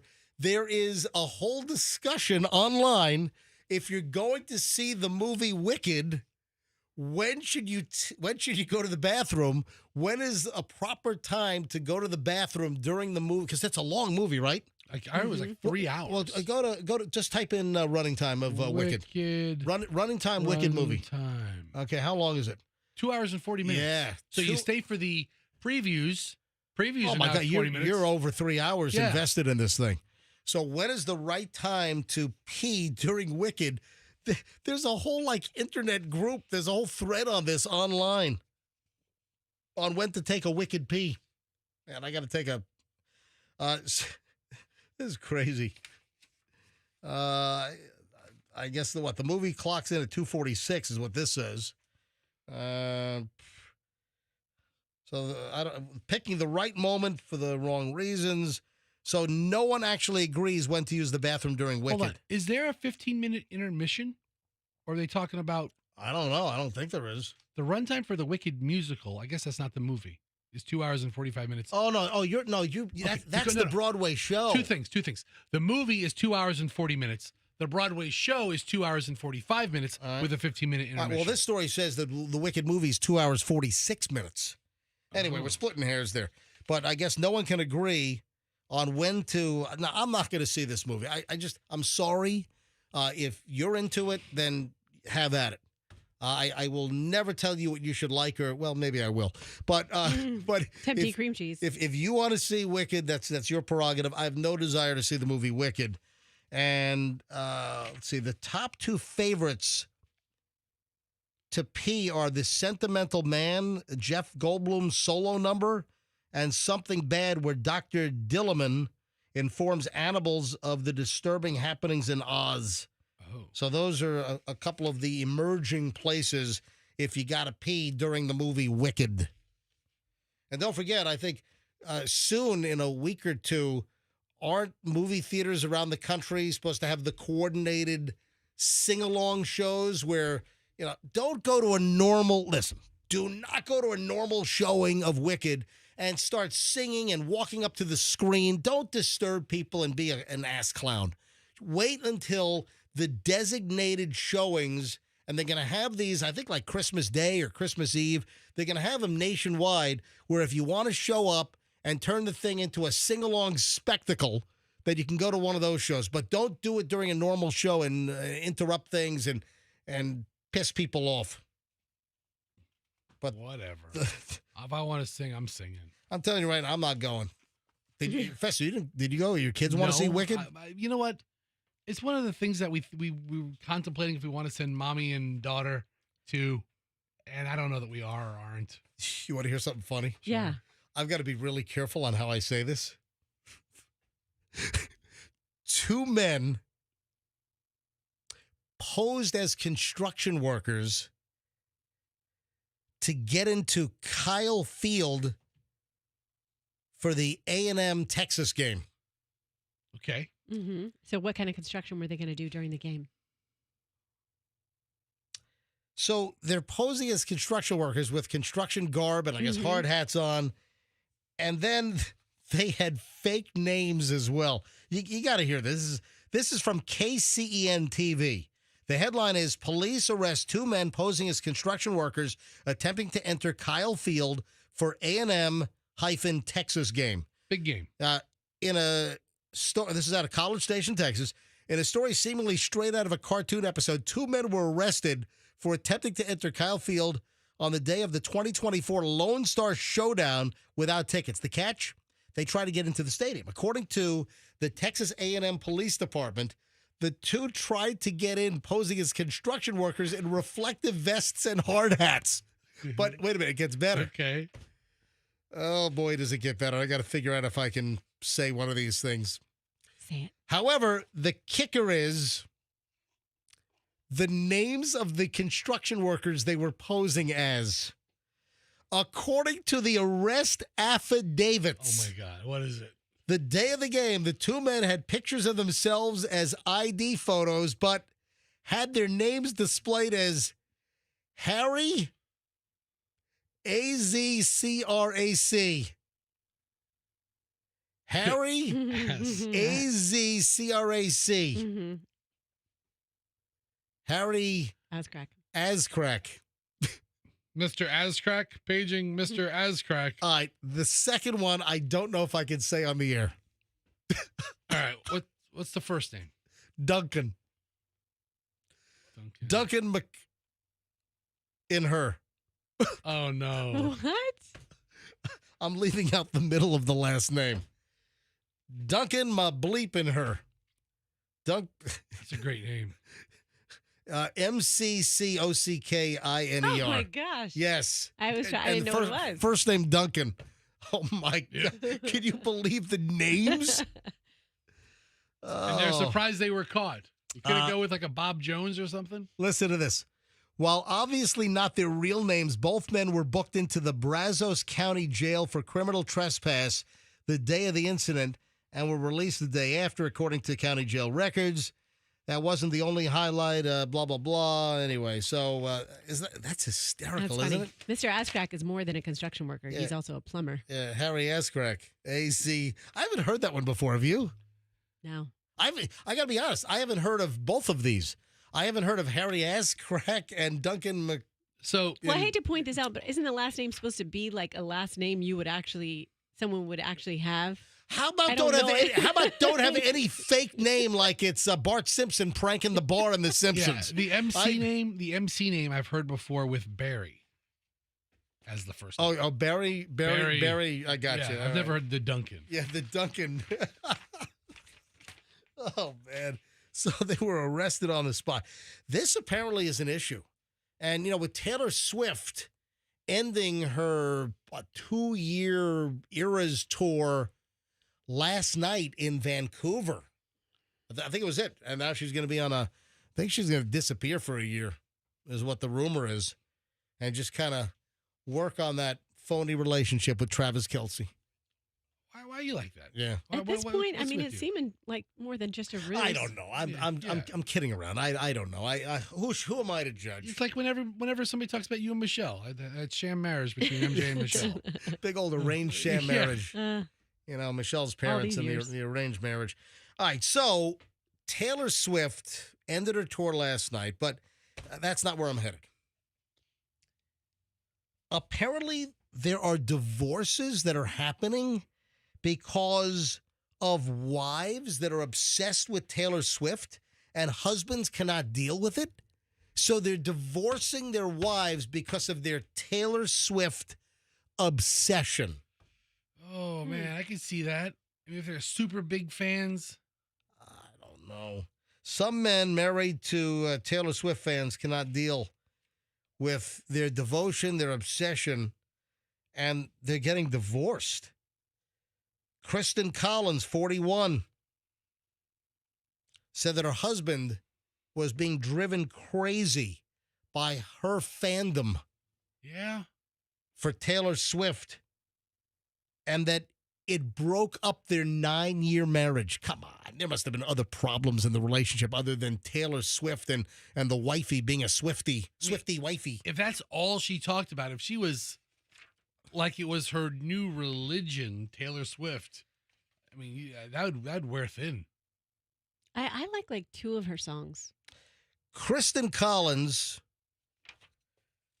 who is from Arizona, from Tucson, says, as I became more outspoken in our relationship about my feelings, her music was often blamed.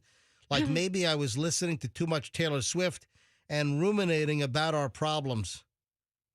What, like, we're never, ever, ever getting back together. That's the only Taylor Swift song I know. Swear, for if somebody called me up and said, hey, for $1,000, name a Taylor Swift song other than never, ever, ever getting back together, I could not. No, I've no knowledge whatsoever. That's on you, man. She has a lot of good stuff, but to be obsessed with it. You're right. It's on. I wonder if.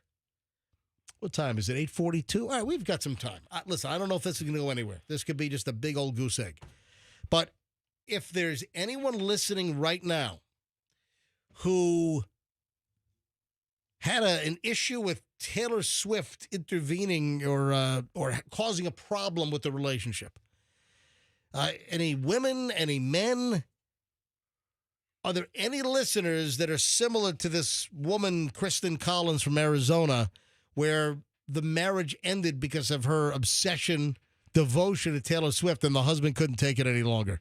Is there anyone that feels like Taylor Swift is creating an unhealthy environment in your marriage? I don't think it's Taylor's fault. Maybe the man left. 800. Well, maybe the man just walked out because he was tired of the whole Swiftie stuff. Maybe he's the Taylor Swift. I see what you're saying. Ding. Oh, okay. I mean, if all I do is go home and talk about Shake It Off. Yeah. Okay. Shake it off. Shake it off. Pretty Right. soon I'll be on the outs. Yeah. All right. Allison will shake you off. I know that song, but you had to prompt me, though. All right, 800-990-1047. I have no idea where this is going. That's the beauty of the show.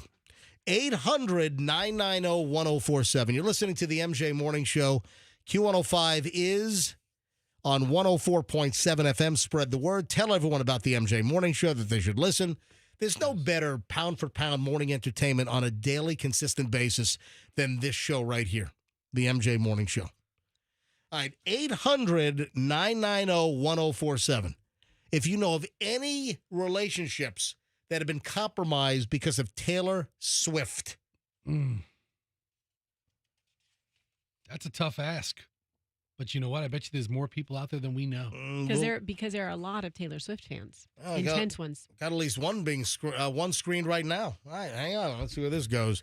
Danica Lakeland. Hello, Danica. Welcome. Are you the Danica that's called in the past? Hello? Oh, hang on. I picked up the wrong way. Yeah, hang on a minute. The arrow's facing a different direction. Yeah, hang on a minute. Put it on hold. I got it. Here we go. I pushed the wrong button. Hey, Danica, are you the same Danica that's called in the past?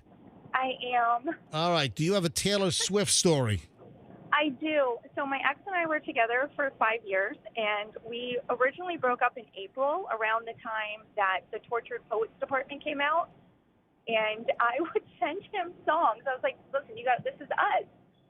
And he would get so frustrated because that's all I would listen to. And he'd be like, she ruined our relationship. This is just false. I can't believe you think that our relationship coincides with her music. And I'm like, but you got to listen. It does. But he blames her for me, cutting him off. Oh, my God. Yeah. You were dating for 5 years? There we have it. Yeah, 5 years. Well, that's pretty remarkable. All right. Well, thank you very much. Thanks for sharing. I appreciate it. welcome. Look at that. All right. MJ, I think she's crazy. I didn't want to say it when she's on the line. She's a good listener and all, She but can still hear you. it's, I mean, maybe. You're broadcasting at 100,000 watts right now. I'd rather say it to the microphone than say it to her face. At a crappy tower height, but still 100,000 watts. I know. Yeah.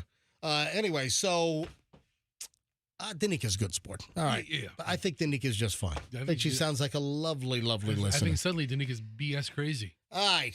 So we got to get into the United Healthcare assassination of Brian Thompson and the latest over the weekend. We'll do that momentarily. First, though, red dye number 3. The clock is tick, tick, tick, tick, ticking. The FDA seems like they're moving toward banning an extremely popular red dye number 3. I think, for instance, that might be the red dye used in M&Ms now. I think that might be the red dye. Hey, Fessy, do a Google search quickly. Sure. What foods are red dye number 2 used in? What? I'm sorry, number 3. Foods well, say it to yourself. Red. All right, but I said number 2 because I remember when I was a kid, they banned red dye number 2. Red dye number 2 was used in M&Ms. This is back in the 70s. And if you remember, if you're around my age, M&Ms had the red one disappear for years. And then there was like this big celebration when the red M&M came back. But it had a different dye chemical on it or a different dye composition? Red dye number 3, also known as FD&C Red 3, is a synthetic food coloring that's found in many foods. Popsicles, frosting. Sweet tarts, double bubble, Pez. It's in some drinks. It's in desserts. Fessa, see if we can find a better list. That's the AI overview. Maybe type in what brand products is red dye number 2 in? Like, is there a list? Peeps, marshmallow. Well, I just said Peeps Oh, you did? a second Okay. ago. Yeah, I said Peeps. Here we go. Red dye number 2 is in Lucky Charms, Trix, Fruity Pebbles, Captain Crunch Berries. Oh, my God. Not the Crunch Berries. Holy bejeebers. Crunch berries are real fruit. I mean, you look at sodas, like that strawberry crush soda. Some orange sodas, such as Crush, may contain red dye. Brisk raspberry iced tea. What about the candies? Oh, snack foods, Doritos, Flamin' Hot Cheetos. Might have red dye. Hold on, go up. Are there any candies? Certain packaged fruit snacks, dairy, gummies, Jellos, all have. It's in a lot of stuff. Kool-Aid, maybe condiments, baked goods. What about the candies? I want to see the candy list of what's using red dye. Like, I wonder if Skittles uses red dye number 3. But here's it. Let me share this with you. FDA may outlaw food dyes within weeks. And they're saying that this would be an earth-shattering move that would affect sodas and cakes and candy. The FDA, the Food and Drug Administration, according to NBC News, will decide on a ban of certain food dyes after receiving a petition to review the safety of red dye number 3.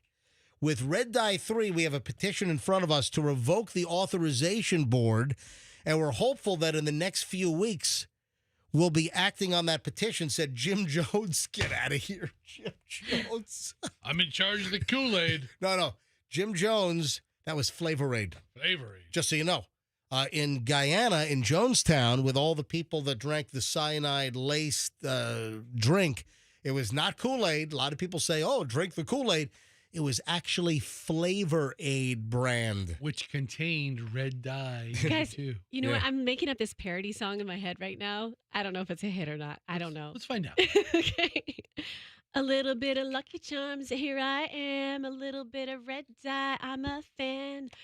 Red dye, number 3. Jump up and down, move it all around.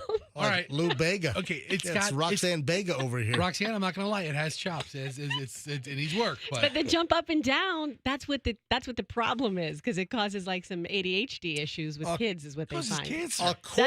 According to the FDA, the agency has reviewed the safety of red dye 3, which is derived from petroleum and found in snacks, beverages, candy, and more. In food and drugs multiple times since it's been approved since 1969, but the petition is requested for the additive to be reviewed once again. Have you found the definitive list of all the candy that has red dye? I mean, It's just number in all the 3? candy. It's by categories. It's in like, if it's a candy's, I was going to say if a candy's red, it's in it, but that's not true because, sweet tarts aren't red. They're pinkish. If it's an unnatural color. You get like a crunch berry, or you get a like a bright red Skittle, or the M&M these days. What? Hey, look go to M&M's. There's also like red dye 40, isn't there? Like another. Yes. All right, go to M&M's ingredients. Oh, right there is red dye. Is red dye 3 in M&M's? Some candy manufacturers have already removed red dye number 3. For instance, M&M's and Skittles no longer contain the dye, but it can be found in many other products. All right, so red dye 3 was already removed from red M&M's, and I would imagine they probably use them in orange in a certain fashion. So M&M's and Skittles, no more red number 3, but they did have red number 3. But a lot of those cheaper Halloween treats. Didn't California ban red 3 and some other substances not long ago? You ever get the boxes? You ever get the product that it's not an edible? Like, if you put together a lawnmower, you're obviously not going to eat the lawnmower parts, but on the box it's like, this product has chemicals known to cause cancer by the state of California. Yeah, get the California Prop whatever warning on the box. I'm not eating the lawnmower. Anyway, so heads up. We might have a red number 3. Like a lot of sprinkles. Let's say you have a pastry that has sprinkles on it. All those bright colors. So red 3 was already banned in California a couple of years back. Yeah, California passed a law. Yep. In 2003. What a shocker. So heads up on that. All right, 8:52 at the MJ Morning Show. We have a Wizard. Speaking of Wicked and, all the Wicked action, we actually have a Wizard of Oz shocker coming up in just a matter of moments. We also have the assassination of the United Healthcare CEO pile, which, man, the backpack, which we talked about the backpack, but what was in the backpack, we now know. Some crazy item in the backpack. And was there symbolism in what was found in the backpack? So hold on, we'll get to that in a second. I'm not even able to scratch. Then we have the reward money. I've got a terrible grandma and a reindeer story. Ugh. Yeah. We know the song. Yeah, you do. Well, guess what? All right, hang on. We got a lot next here on the MJ Morning Show on Q105, 104.7 FM. Remember, always bring us into the office with you.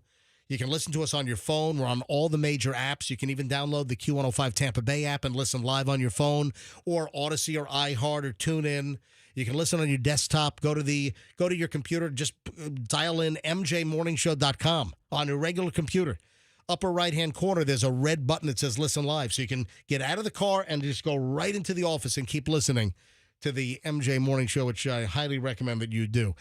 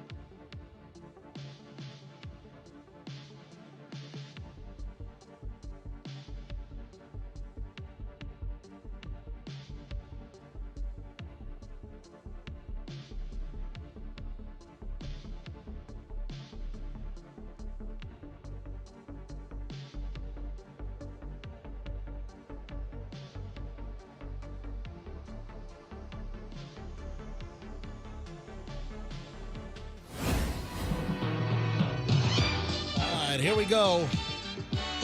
9:01. It is the MJ Morning Show, the final hour, and no drop in quality of content, folks. That is guaranteed. I'm a little confused. Why do I have one story that says that the Wizard of Oz slippers were sold for $28 million, and then here's another story that says the slippers sold for $32.5 million. That's a big difference. Yeah, they don't maybe it's the buyer's premium or the I don't, but the story doesn't say that. Hold on. So this is TMZ. First of all, they thought that the slippers were going to bring like a couple of $1 million, but for someone to pay $32 million, that's ridiculous. I'm sorry. And there were multiple. I don't know how many pair exist today, but I think there are multiple pairs that are out there. Okay, so that's what it is. All right. Andrew just found it. So that's what I thought. 4.5%. The buyer's premium, $4.5 million went to the auction house. So 28. That's a lot of money to the auction house. So they were auctioned for $28 million winning bid, and then you have the. Can you imagine the commission to the auction house? $4.5 million. All right. Here's the TMZ story.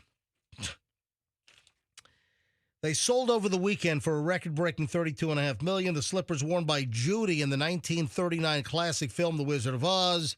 And, of course, you got all this wicked hysteria right now. Yeah, that probably bumped it up a little bit. These slippers that sold for $32.5 million all in are only one of 4 surviving pairs made for the film. So, hold on.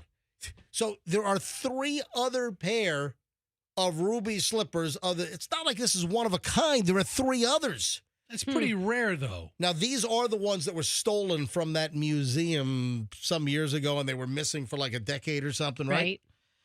The slippers were stolen in 2005 from the Judy Garland Museum in Grand Rapids, Michigan. Why wouldn't you give them back to the museum?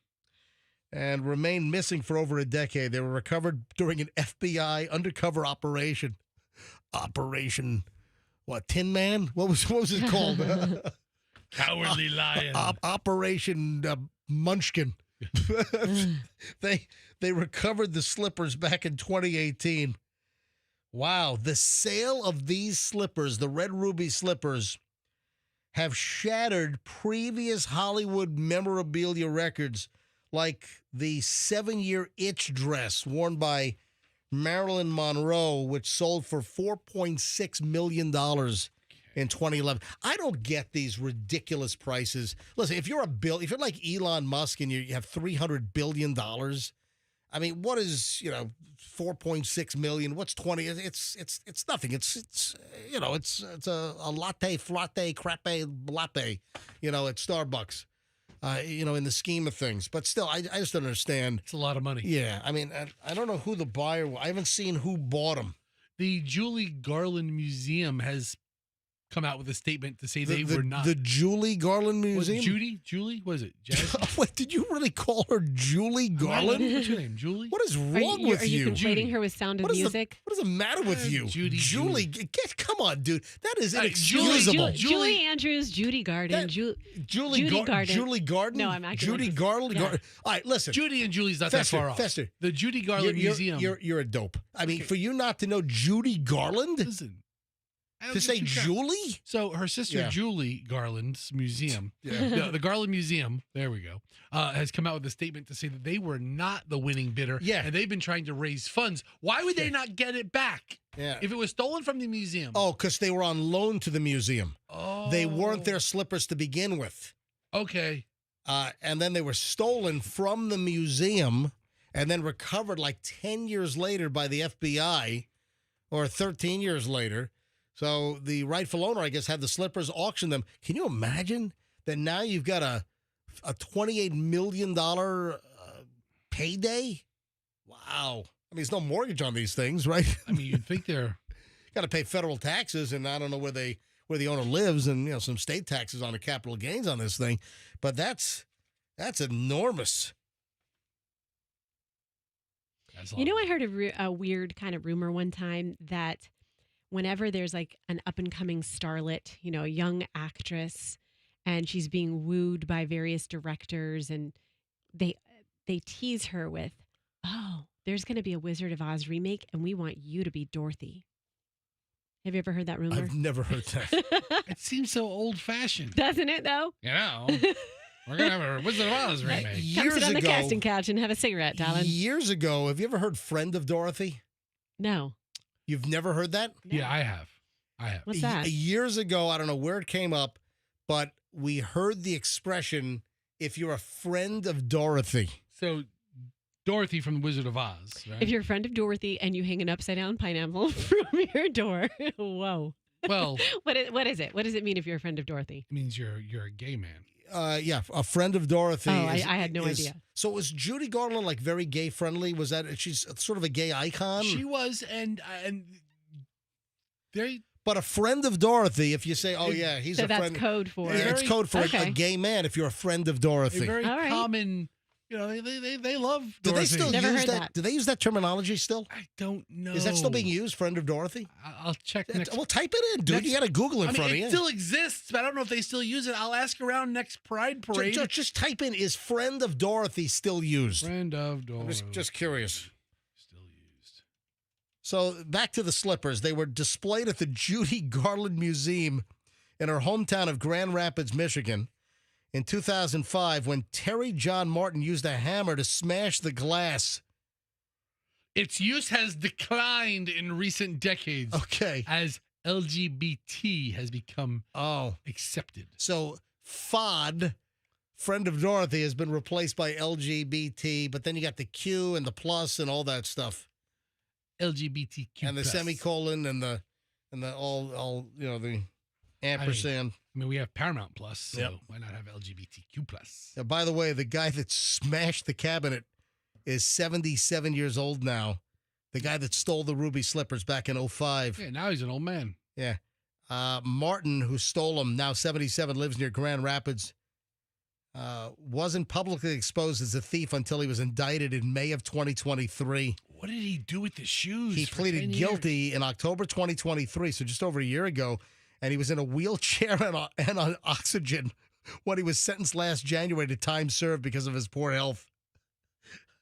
Yeah, if I ever go to court, I'm going in a wheelchair and oxygen. Well, it's like in Goodfellas, right? Yeah. They were all wheeling him in with the wheelchair and oxygen cannula and everything.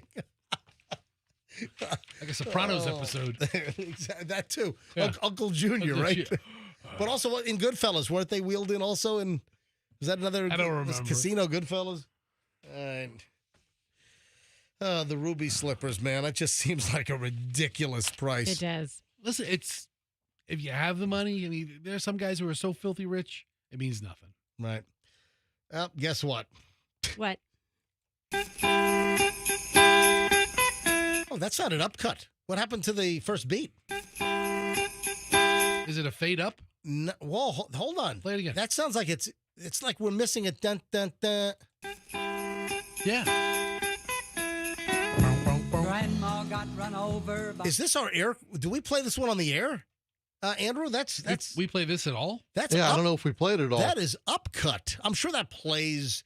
I'm sure that's sprinkled in during the week of Christmas. Maybe that's missing part of the front of the song. It's missing one dun dun dun.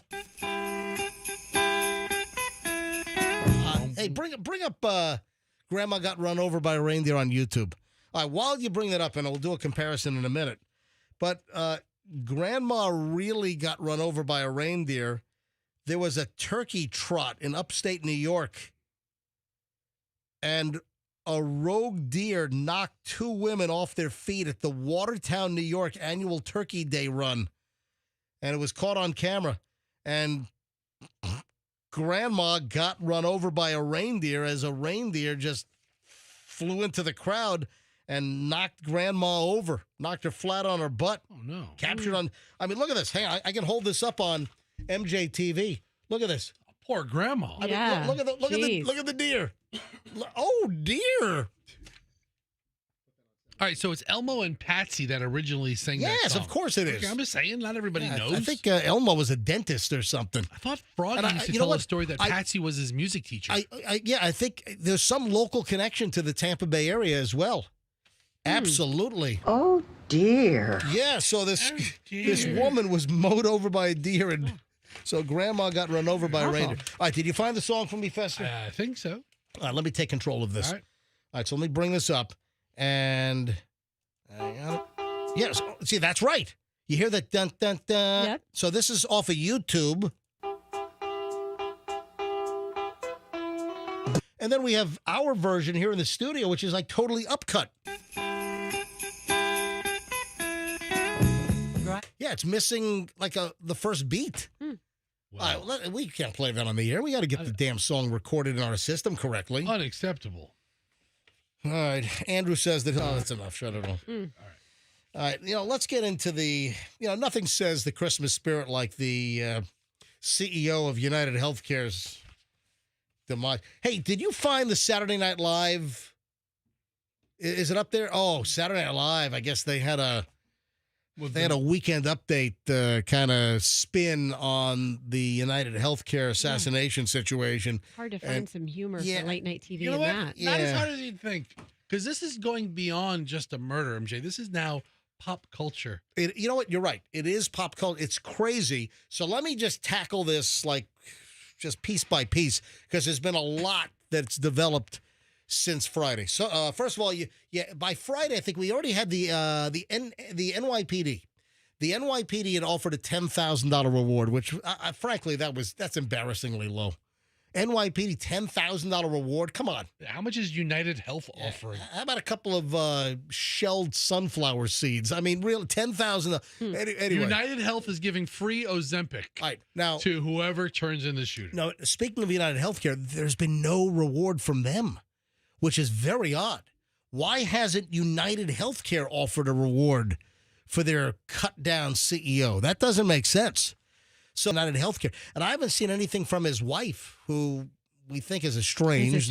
They live in separate houses. I wonder, and listen, the guy's got to be loaded, though. I mean, his compensation package last year was $10 million, while, United Healthcare is turning down some little 6-year-old that is in need of a cancer treatment. He's living paycheck to paycheck on $10 million a year. Yeah. Anyway, so that's where the reward money stands at this point. A couple of new photos came out over the weekend. He's still wearing the mask, but you got a photo of him peeking through the sliding plexiglass window in the back of a New York City taxi cab. Have you seen this one? Yeah. Have you seen that? Yep, seen that. I mean, he's so good looking. You can see his eyes. I mean, they're clear as can be. We had the discussion on Friday's show about people are online saying it looks like Timothy Chalamet, or was it Jake Gyllenhaal was another one. Yeah, he does look a little bit like. I can see that. I can see both of those. He's being called the hot assassin, and that's where Saturday Night Live is taking some heat. Found humor. Okay. Well, is there humor in an assassination? There's humor in almost everything. Okay, I mean, people get butthurt over all kinds of stuff. All right, well, listen, this is SNL Weekend Update. This week, New York City officials sent a tough message on crime. You shoot somebody in the middle of the street, you better get on your bike, hop on a bus, and get the heck out of here, mister. The manhunt continues for the assassin who gunned down the CEO of United Healthcare on Wednesday. And it really says something about America that a guy was murdered in cold blood, and the two main reactions were, yeah, well, healthcare stinks. And also, girl, that shooter hot. Girl, that shooter hot. Those are the two reactions. Nobody's like, oh, my God, what a tragedy. Nobody's saying that. Girl, that shooter hot. It's also so crazy that the shooting happened 3 blocks from here in broad daylight, and the guy just bicycled away. Probably because they have every cop. Well, it wasn't broad daylight. It was 6:45 in the morning. The sun was coming up. Sun, I don't think was quite up yet. Type in sunrise, and it would have been type in sunrise New York City, because obviously it's going to vary depending on latitude. 7:08 a.m. All right, so so this morning or tomorrow morning sunrise in New York City is going to be 7:10. So last week, what was it? When did this happen? Wednesday morning? Mm-hmm. The sunrise would have been a little earlier. It would have been earlier. Well, we're heading to the winter solstice. Yeah, so we're getting less daylight. So the shortest day of the year is coming up on. It wasn't well lit, but it was still lit. The sun was coming up. Yeah. So, but no, it was not. And in between the buildings and everything, it's fairly dark. It happened at about 6:45 in the morning. I don't care. All right. I realize that. In the city guarding our Christmas tree. Oh, that's right. And there's a picture of the entire force surrounding the tree, and I'm like, there's a killer out there. Yeah, because all the NYPD officers were at Rockefeller Plaza guarding the Christmas tree that was going to be lit that night with Al Roker and Savannah Guthrie and Hoda Kotb. Yep. The NYPD now believes the suspect left the city on a bus from Port Authority. Thanks, but a Port Authority passenger who looks like a murderer actually widens the search.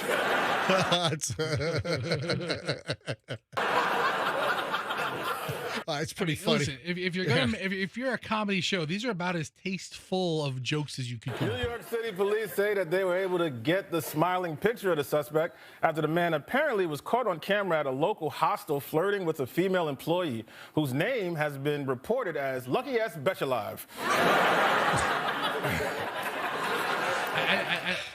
Luckiest bitch alive. Yeah. All right. So some of the questions that remain. So SNL's getting some heat. Right. So some of the questions, that people have. Where did this guy come from? They say that he got on a bus that originated in Atlanta, as we told you last week, but we don't know if he got on the bus in Atlanta or along the way where the Greyhound stopped before it got to the Port Authority. Why did he stay at the hostel? I'm guessing probably because maybe the hostel less strict. Like you go to Professor, you okay? Yeah, I'm getting all choked. I've had a cough for a week and a half. Well, that's great. It's nice to hear. It's like a kennel cough. Yeah. It's like a death rattle. That's what I want to hear. Listen. Sounds great. Oh. It's like a death Whoa, what was that? It's like a death rattle. Listen. Oh. Oh, that's crackly. Yeah, right? That is crackly. Oh, my It's God. the nuttiest thing. That is coming out of your mouth? It's coming from my lungs. I mean. Oh, my God. Do that again. Ouch. Yeah. That hurts when you do that. Just don't make noise doing that. Do it again. Do it again. Oh my God. Fester, that is it. And then I gotta cough it up, and whatever comes out comes out. That is like an Aztec jungle death rattle. Yeah, and then I'm okay for 30 minutes, and then I get the cough again. God, that is awful. I've had a bad cough for since Thanksgiving, and I don't know how to get rid of it. So why did he stay at a hostel? Do they not require a credit card at a hostel? I mean, and would he use his real name or a real credit card, fake ID? Well, he showed a fake ID. He had a fake New Jersey driver's license that he showed. And at a hostel, I would imagine, you just show an ID and you plunk down cash? I guess so. Maybe that's why he stayed at a hostel instead of, It's a different kind of clientele that would look for W or something. The Four Seasons was booked. But again, you have to ask, how did he know that the CEO, and we brought this up last week, but it's still amazing. How did he know that Brian Thompson, the CEO, is going to be on the sidewalk at that exact time? Because there were reports that the assassin showed up on the sidewalk 5 minutes before Thompson. And Thompson was not even at that hotel. He was across the street, apparently at the Warwick. But how did he? It's almost like this guy had some insider information. And then you get to other conspiracies. Did his estranged wife had him taken out? I doubt it. And listen to this. Did he have himself assassinated? I heard that over the weekend, and I'm like, what? Yeah. Did he have it because he's under DOJ investigation for insider trading and fraud? And is there any chance he had himself assassinated, taken out? There have been reports in the past of people offing themselves through that. Well, you know what? I feel like we could watch the footage and see if he. I don't know. Do you think we could go back and say, all right, yeah, it looks like he was not running and he didn't have a bodyguard. The unedited, uncensored footage is out there. Yeah. And you can see it if you just search a little bit. Because all the mainstream media kind of stopped it, and they didn't show you the stumble and the fall. The other question as far as the gun, some of why do you use a World War II, gun? Then it was like, oh, it's a newer version of a World War II gun. And then the latest now is, no, it's a veterinarian gun used to euthanize animals. What? I don't. Listen, that popped out over the weekend as well. I can't wait for the Netflix special on this. Jeez. And then the Peak Design. Remember last week I made a big deal over it being a Peak Design 20-liter everyday backpack, V1. It was the first version that they made up until about 2018. But I've got a Peak Design backpack, which I love. I've got the big, like the 45-liter expandable, and I travel with that. When I do my scuba trips, I don't check luggage. I with my backpack and my carry-on duffel, I'm able to go with 2 pieces, and I have a Peak Design backpack. And the minute I saw that, I'm like, hey, that's a Peak Design backpack, because they're very distinct looking, and they're fantastic. They're phenomenal, and their customer service. I ever tell you the Peak Design story? So I got my stuff for free. So I was getting ready to go to Egypt. No, listen. This is a couple of years ago. I was getting ready to go to Egypt for my Red Sea scuba diving, and I narrowed things down. I knew I wanted the Peak Design, the 45-liter. I think it's 35, expandable to 45. I think so I've got it's really a great backpack. And I ordered it, and I can't remember. They made a commitment that I was going to have it. I ordered it back in February, early February, for a mid-March trip, and it didn't show up, and they kept saying, oh, it's coming, it's being shipped, and it kept getting delayed. And I wrote a letter of complaint. I'm like, listen, I'm leaving on my trip. I'm not going to have it in time. I'm trying to remember if I had it in time. Anyway, I get a note back from Peak Design customer service that the CEO has approved my whole order to be comped, and that they comped my order because they kind of didn't have the right delivery information. Yeah, they dropped the ball on the delivery. On their website, it was ships by or available, and it was and it's a great product. But they full disclosure, they comped me, and they had no idea who I was. I was just Joe customer, and they said, yes, our CEO has authorized that we comp your order. So it was very that's nice. Listen, I had the DOP kit, I got the electronics pouch, I got a bunch of stuff. And I love it. I highly recommend Peak Design. Good. It's fantastic stuff. All right, so I think that's the latest. And then, so wait, did we get into the Monopoly money thing? Oh, no, I got. Okay. Oh, I still have. That's right. That's right here. So I still have more. Andrew's telling me to hurry up and break because we're running a little late. All right, I'll tell you what. Hold on to that thought. will get into the backpack because they finally found the backpack in Central Park. And then there was Monopoly money inside. So, people expect, the symbolism of the Monopoly money. And, is this guy also trying to send them on a wild goose chase or, trying to become some big, like a urban legend figure in the media? Anyway, hold on to that thought. We'll finish that up. And then we got a lot of stuff in the final segment of the MJ Morning Show. Oh, don't forget the Santa Slayless song today. We revealed this a couple hours ago at 7:30. Today's Santa Slayless song is Afternoon Delight. Skyrockets in flight, Afternoon Delight. That's on Santa Slayless. When you hear that play, that's the only time I ever want to hear that song ever play is this contest. When you hear Afternoon Delight sometime today, be the seventh caller at 800-990-1047 and win $1,000 with the Santa Slaylist. And, of course, every day this week at 7:30, we'll have a new song to listen for and your chance to win $1,000. So Afternoon Delight, 9:25 right now. We'll continue in minutes. And the final chunk of the MJ Morning Show here on a Monday next. Here on 104.7 FM, it is Q105.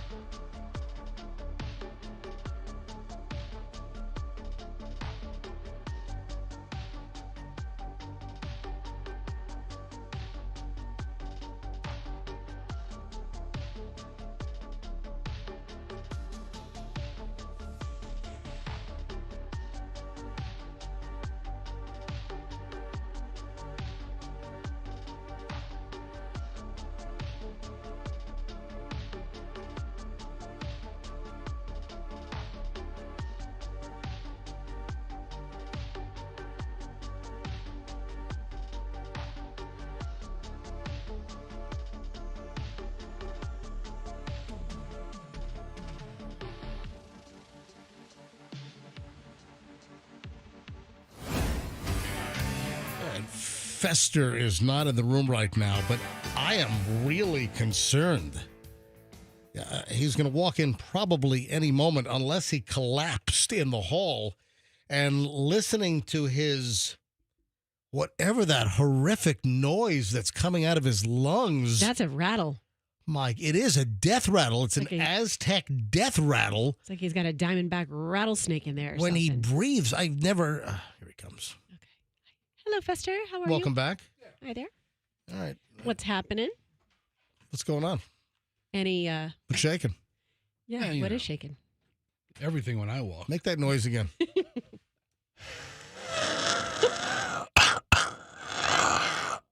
Oh my God! So what the heck? It's something that's in my lung. I don't know. I've been coughing for a week and a half. I've had listeners tell me it might be pneumonia or maybe. Sounds like you have got saran wrap jammed in your lung. It's weird or something. Oh my Whoa! God! Whoa! Hey, didn't you say you had a cigar party opportunity? I'm gonna say, don't go to the cigar I'll party. tell you, a good cigar cleans the lungs out.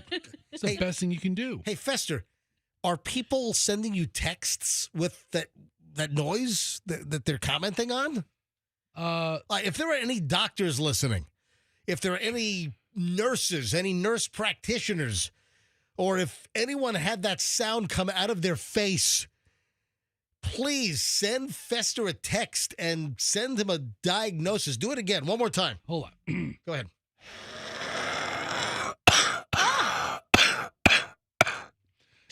So what? That hurts. When I listen to you, it hurts my chest. Yeah, I'm in pain. Yeah. Just listening to that. And then I have to go really deep to get it. I can breathe in and out fine, but I have to go really deep to get that sound. You know what it's like? What? It's like there are porcupine quills in the bottom of your lungs. So one person, 813 area code, sent me a text message to my private cell. Make sure that cough does not turn into pneumonia or something like that, Fester. It's not good. If anyone wants to comment on that sound that Fester makes when he coughs, send Fester a text. His private phone number, his private cell line. This is not a gimmick. This is really his one and only cell number, 813-310-8444. Yes. That's how you get a hold of Fester, any night or day. 813-310-8444. And please send Fester a diagnosis or some thoughts on that noise coming out of his face mouth. Yeah. Thoughts and prayers. T's and P's, baby. Face hole. T's and P's. It's unbelievable. All right, a couple more things on the United Healthcare situation. And Fester, you mentioned this last week that a bunch of the healthcare companies were taking the bios of their executives off of their website. Yeah, you had that story. Good luck finding out who the executive committee is for a lot of these Aetna. Companies across the board. Yeah, Cigna. I mean, why would any company have their president's bio on their webpage? Dairy Queen. Seriously. I don't think anyone hates Dairy Queen. Maybe. I'll tell you who took their face down. Red dye. Red dye number 2. All right. So on the heels of you mentioning last week that a lot of the healthcare insurance companies were taking the bios of their leadership teams off of their websites, now we find out CVS Health has pulled photos of executives off their website. Sure. After the United Healthcare assassination. A lot of these companies put the photos, put what school they went to, what city they live in. A lot of information. So the backpack, Peak Design backpack, which, again, I highly recommend. It's phenomenal stuff. You know, they started off as like camera equipment, and they still do a whole slew of camera bags and tripods. And I think Julian has a carbon fiber tripod from Peak Design. I hope he didn't lose. Hold on a minute. Because he left it on an airplane one time, and luckily he got it back. Let me call Julian up, and I hope he didn't lose his carbon fiber Peak Design tripod again. I don't think he's in class this week. I think he's getting ready for exams on things like exam. Maybe he is. Oh, you know what? He's not answering. Hold on, let me look at the life. Leave a message. We'll get back to you. All righty. Let me see where Julian is. He is near Broadway and Waverly. Let's see, what is that? Is that might be one of his. Oh yeah, I think he's in an NYU. He must be in class right now. Yeah, I guess that's where he is. So he can't answer the phone. Yeah, so he's got a Peak Design carbon fiber tripod, which is fantastic. And believe it or not, he left it on an airplane. And it was found. Yeah. It's incredible that I left something on an airplane once. I never saw it again. So this might be for tomorrow. I'm trying to send you a link, MJ, off of Macy's.com for the jacket. Well, the jacket's supposed to be a Hilfiger jacket. Is that what it says? Hang on, Julian's calling in. Hey, Julian. Hello. Hey, are you in class? I was just in class. But one of the films just ended, and now they're answering questions, so I was able just to get away. All right. So, what film are you watching? One of my friends. Well, everybody's showing their final films today. Oh, my friend Karen just went. Did you show yours yet? Not yet. We're only 2 in. Oh, when I don't know yet. It's by random. Oh, okay, gotcha. You still have your Peak Design carbon fiber tripod, right? The tripod. I've got the clips. I've got the camera strap. Because I was telling the story that you once left that on an airplane and unbelievably got it back. Thankfully, Alaskan Airlines was really helpful. That's right. You were flying out to Seattle? Oregon. Oregon. That's right, Oregon. All right, man, get back into class. I don't want to interrupt you. No, we're just talking about Peak Design, and the backpack was one of their backpacks, and I recognized it right away. Yeah, for the UNC, or what are we talking about? UH, the United Healthcare Assassination. Yeah, that's what it was, yeah. All right, listen, get back into class.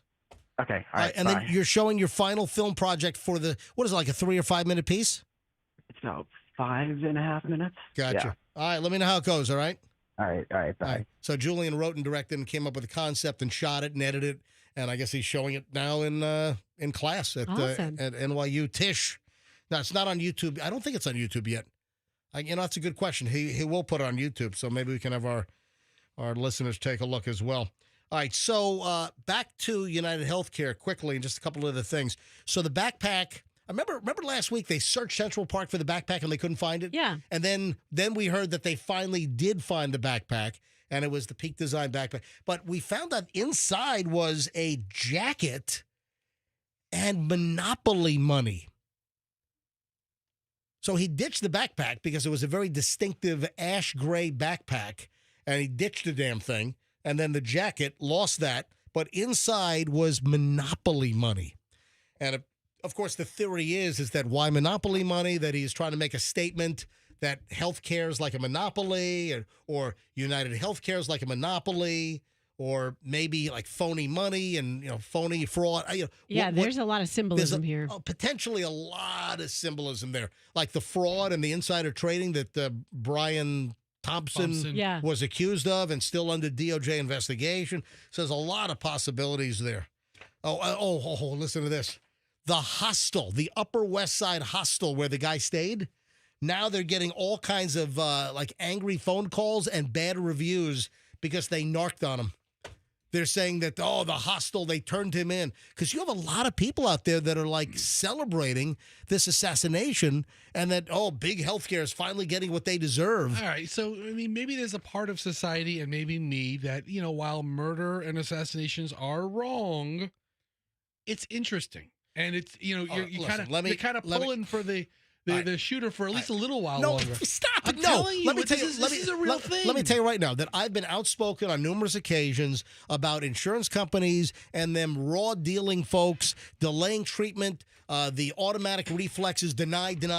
Of course, you have the writings on the bullet casings that are similar to a health insurance industry expose book that came out about, 14 years ago, 13 years ago.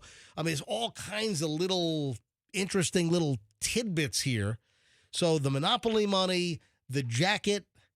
You're saying Tommy Hilfiger? No, I thought it was Tommy Hilfiger is what I had read somewhere. Somebody sent me a link to a Levi's jacket, and that's the link I'm trying to send you. We don't have a great connection. Right. The comments on this jacket are great. Oh, really? In a terrible way. Like, perfect if you're going to go to New York for a fun weekend of shooting CEOs. Jeez, that's awful. I mean, all the comments. Yeah, there's like listen, 1,000 comments like that. The bottom line is I can be very critical of health insurance and the health insurance industry, but I will never condone the assassination or think that it is acceptable to have anybody shot for Yes, exactly. that. Thank you for finishing my sentence. They do have an appeals department. Yeah. Yeah, good luck with that. Yeah, right. Yeah. All right, so other theories are, did it have to do with healthcare denial? Did it have to do with the insider trading? Could it have also been an employee of United Healthcare? Could it have been a client? I mean, there are so many possibilities. We just don't know. And then you had the group CEO. So Brian, he was the CEO of like the insurance claims, I think. Then there's a group United Healthcare CEO, which, by the way, I'm guessing that this dude has security now. I'm guessing that the other CEO of United Healthcare, Andrew Whitty, I'm thinking he has some round-the-clock security now. I would think so. He might have hired people from the Secret Service. I don't know. I don't think you can hire the Secret Service, but I think you can. Ex-Secret Service. Maybe ex-Secret Service. A lot of these top-tier executives hire retired Secret Service personnel. Yeah, so listen to this. Here he is talking about not talking to the media, too. You've seen a lot of interest in this situation with a huge amount of misinformation and, frankly, offensive communication. My strong advice and request to everybody is just don't engage with the media.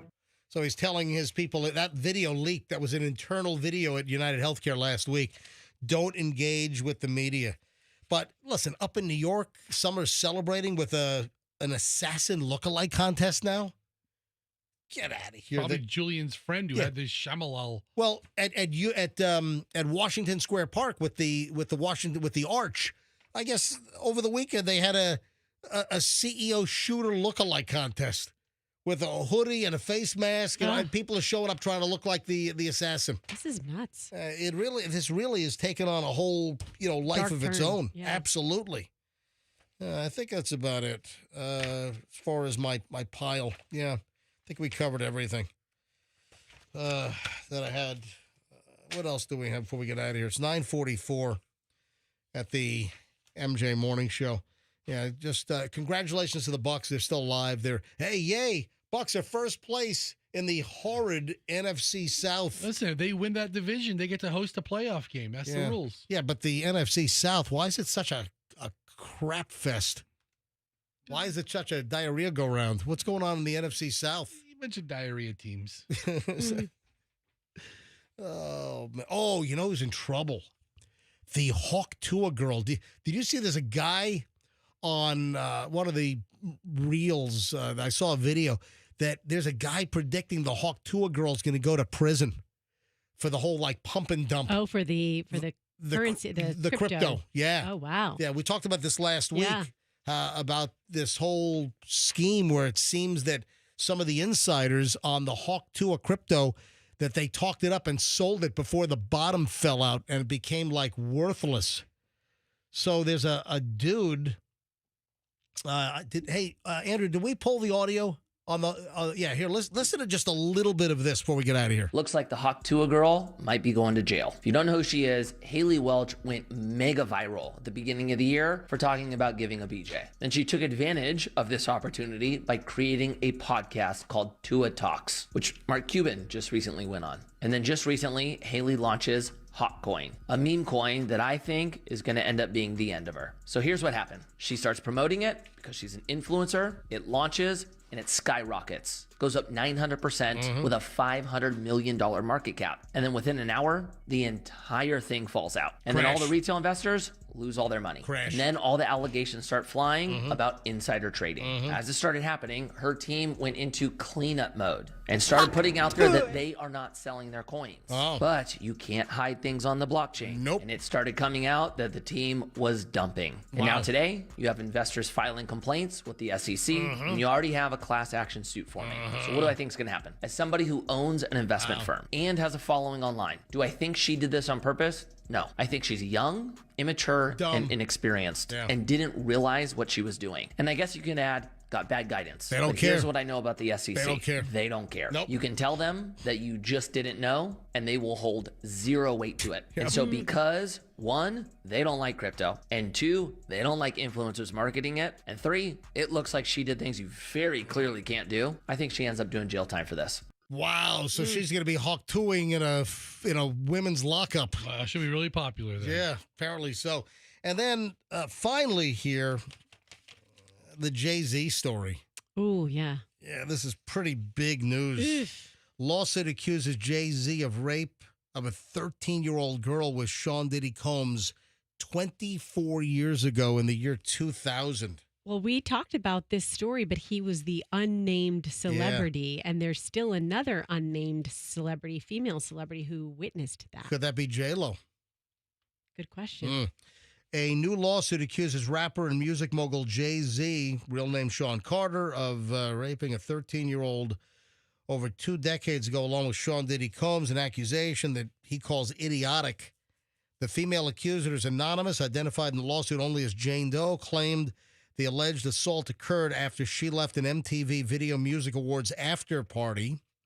Lawsuit was filed back in October with the Southern District of New York, but was refiled on Sunday to include Jay-Z. Jay-Z said, quote, "These allegations are so heinous in nature that I implore you to file a criminal complaint, not a civil one. Whomever would commit such a crime against a minor should be locked away. Would you not agree?" That's a statement that Carter made to NBC News in reaction. Pretty bold defense. Yeah, he said these alleged victims would deserve real justice if that were the case. Anyway, that Texas dude, that Tony Busby, filed the lawsuit on behalf of this anonymous victim. According to NBC News, Busby has several lawsuits, as we know, against Sean Combs.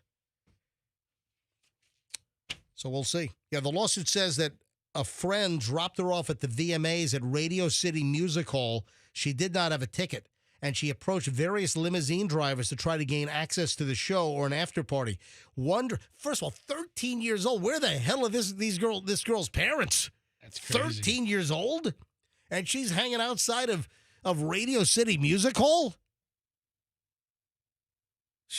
One driver, the lawsuit says, told her that he worked for Combs and that she, quote, fit what Diddy was looking for. He invited her to a party after the show and told her to return to his car later in the evening after he transported Carter and Combs, according to the lawsuit.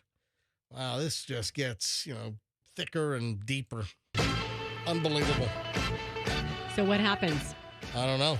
But, man, the Sean Diddy Combs situation has so many people in line right now. And now you got Jay-Z being drawn into this thing. We'll see what happens. All right, folks, have a great day. We'll see you back here tomorrow for the Tuesday edition of the MJ Morning Show. Hey, listen up for Afternoon Delight. Not a typical song you hear here on Q105, but it is on the Santa sleigh list. And this is Santa's playlist when he's on the sleigh. When you hear Afternoon Delight, and that's what he plays when he gets it on with Mrs. Claus, So when you hear Afternoon Delight, be the 7th caller, 800-990-1047, and win $1,000 today. And then we'll do another Slayless song tomorrow morning at 7:30, all week long, in fact. Here on 104.7 FM, it's Q105. We'll see you back here tomorrow, folks. And let's be careful out there.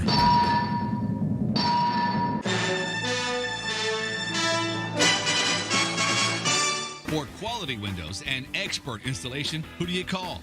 WeatherTight Windows.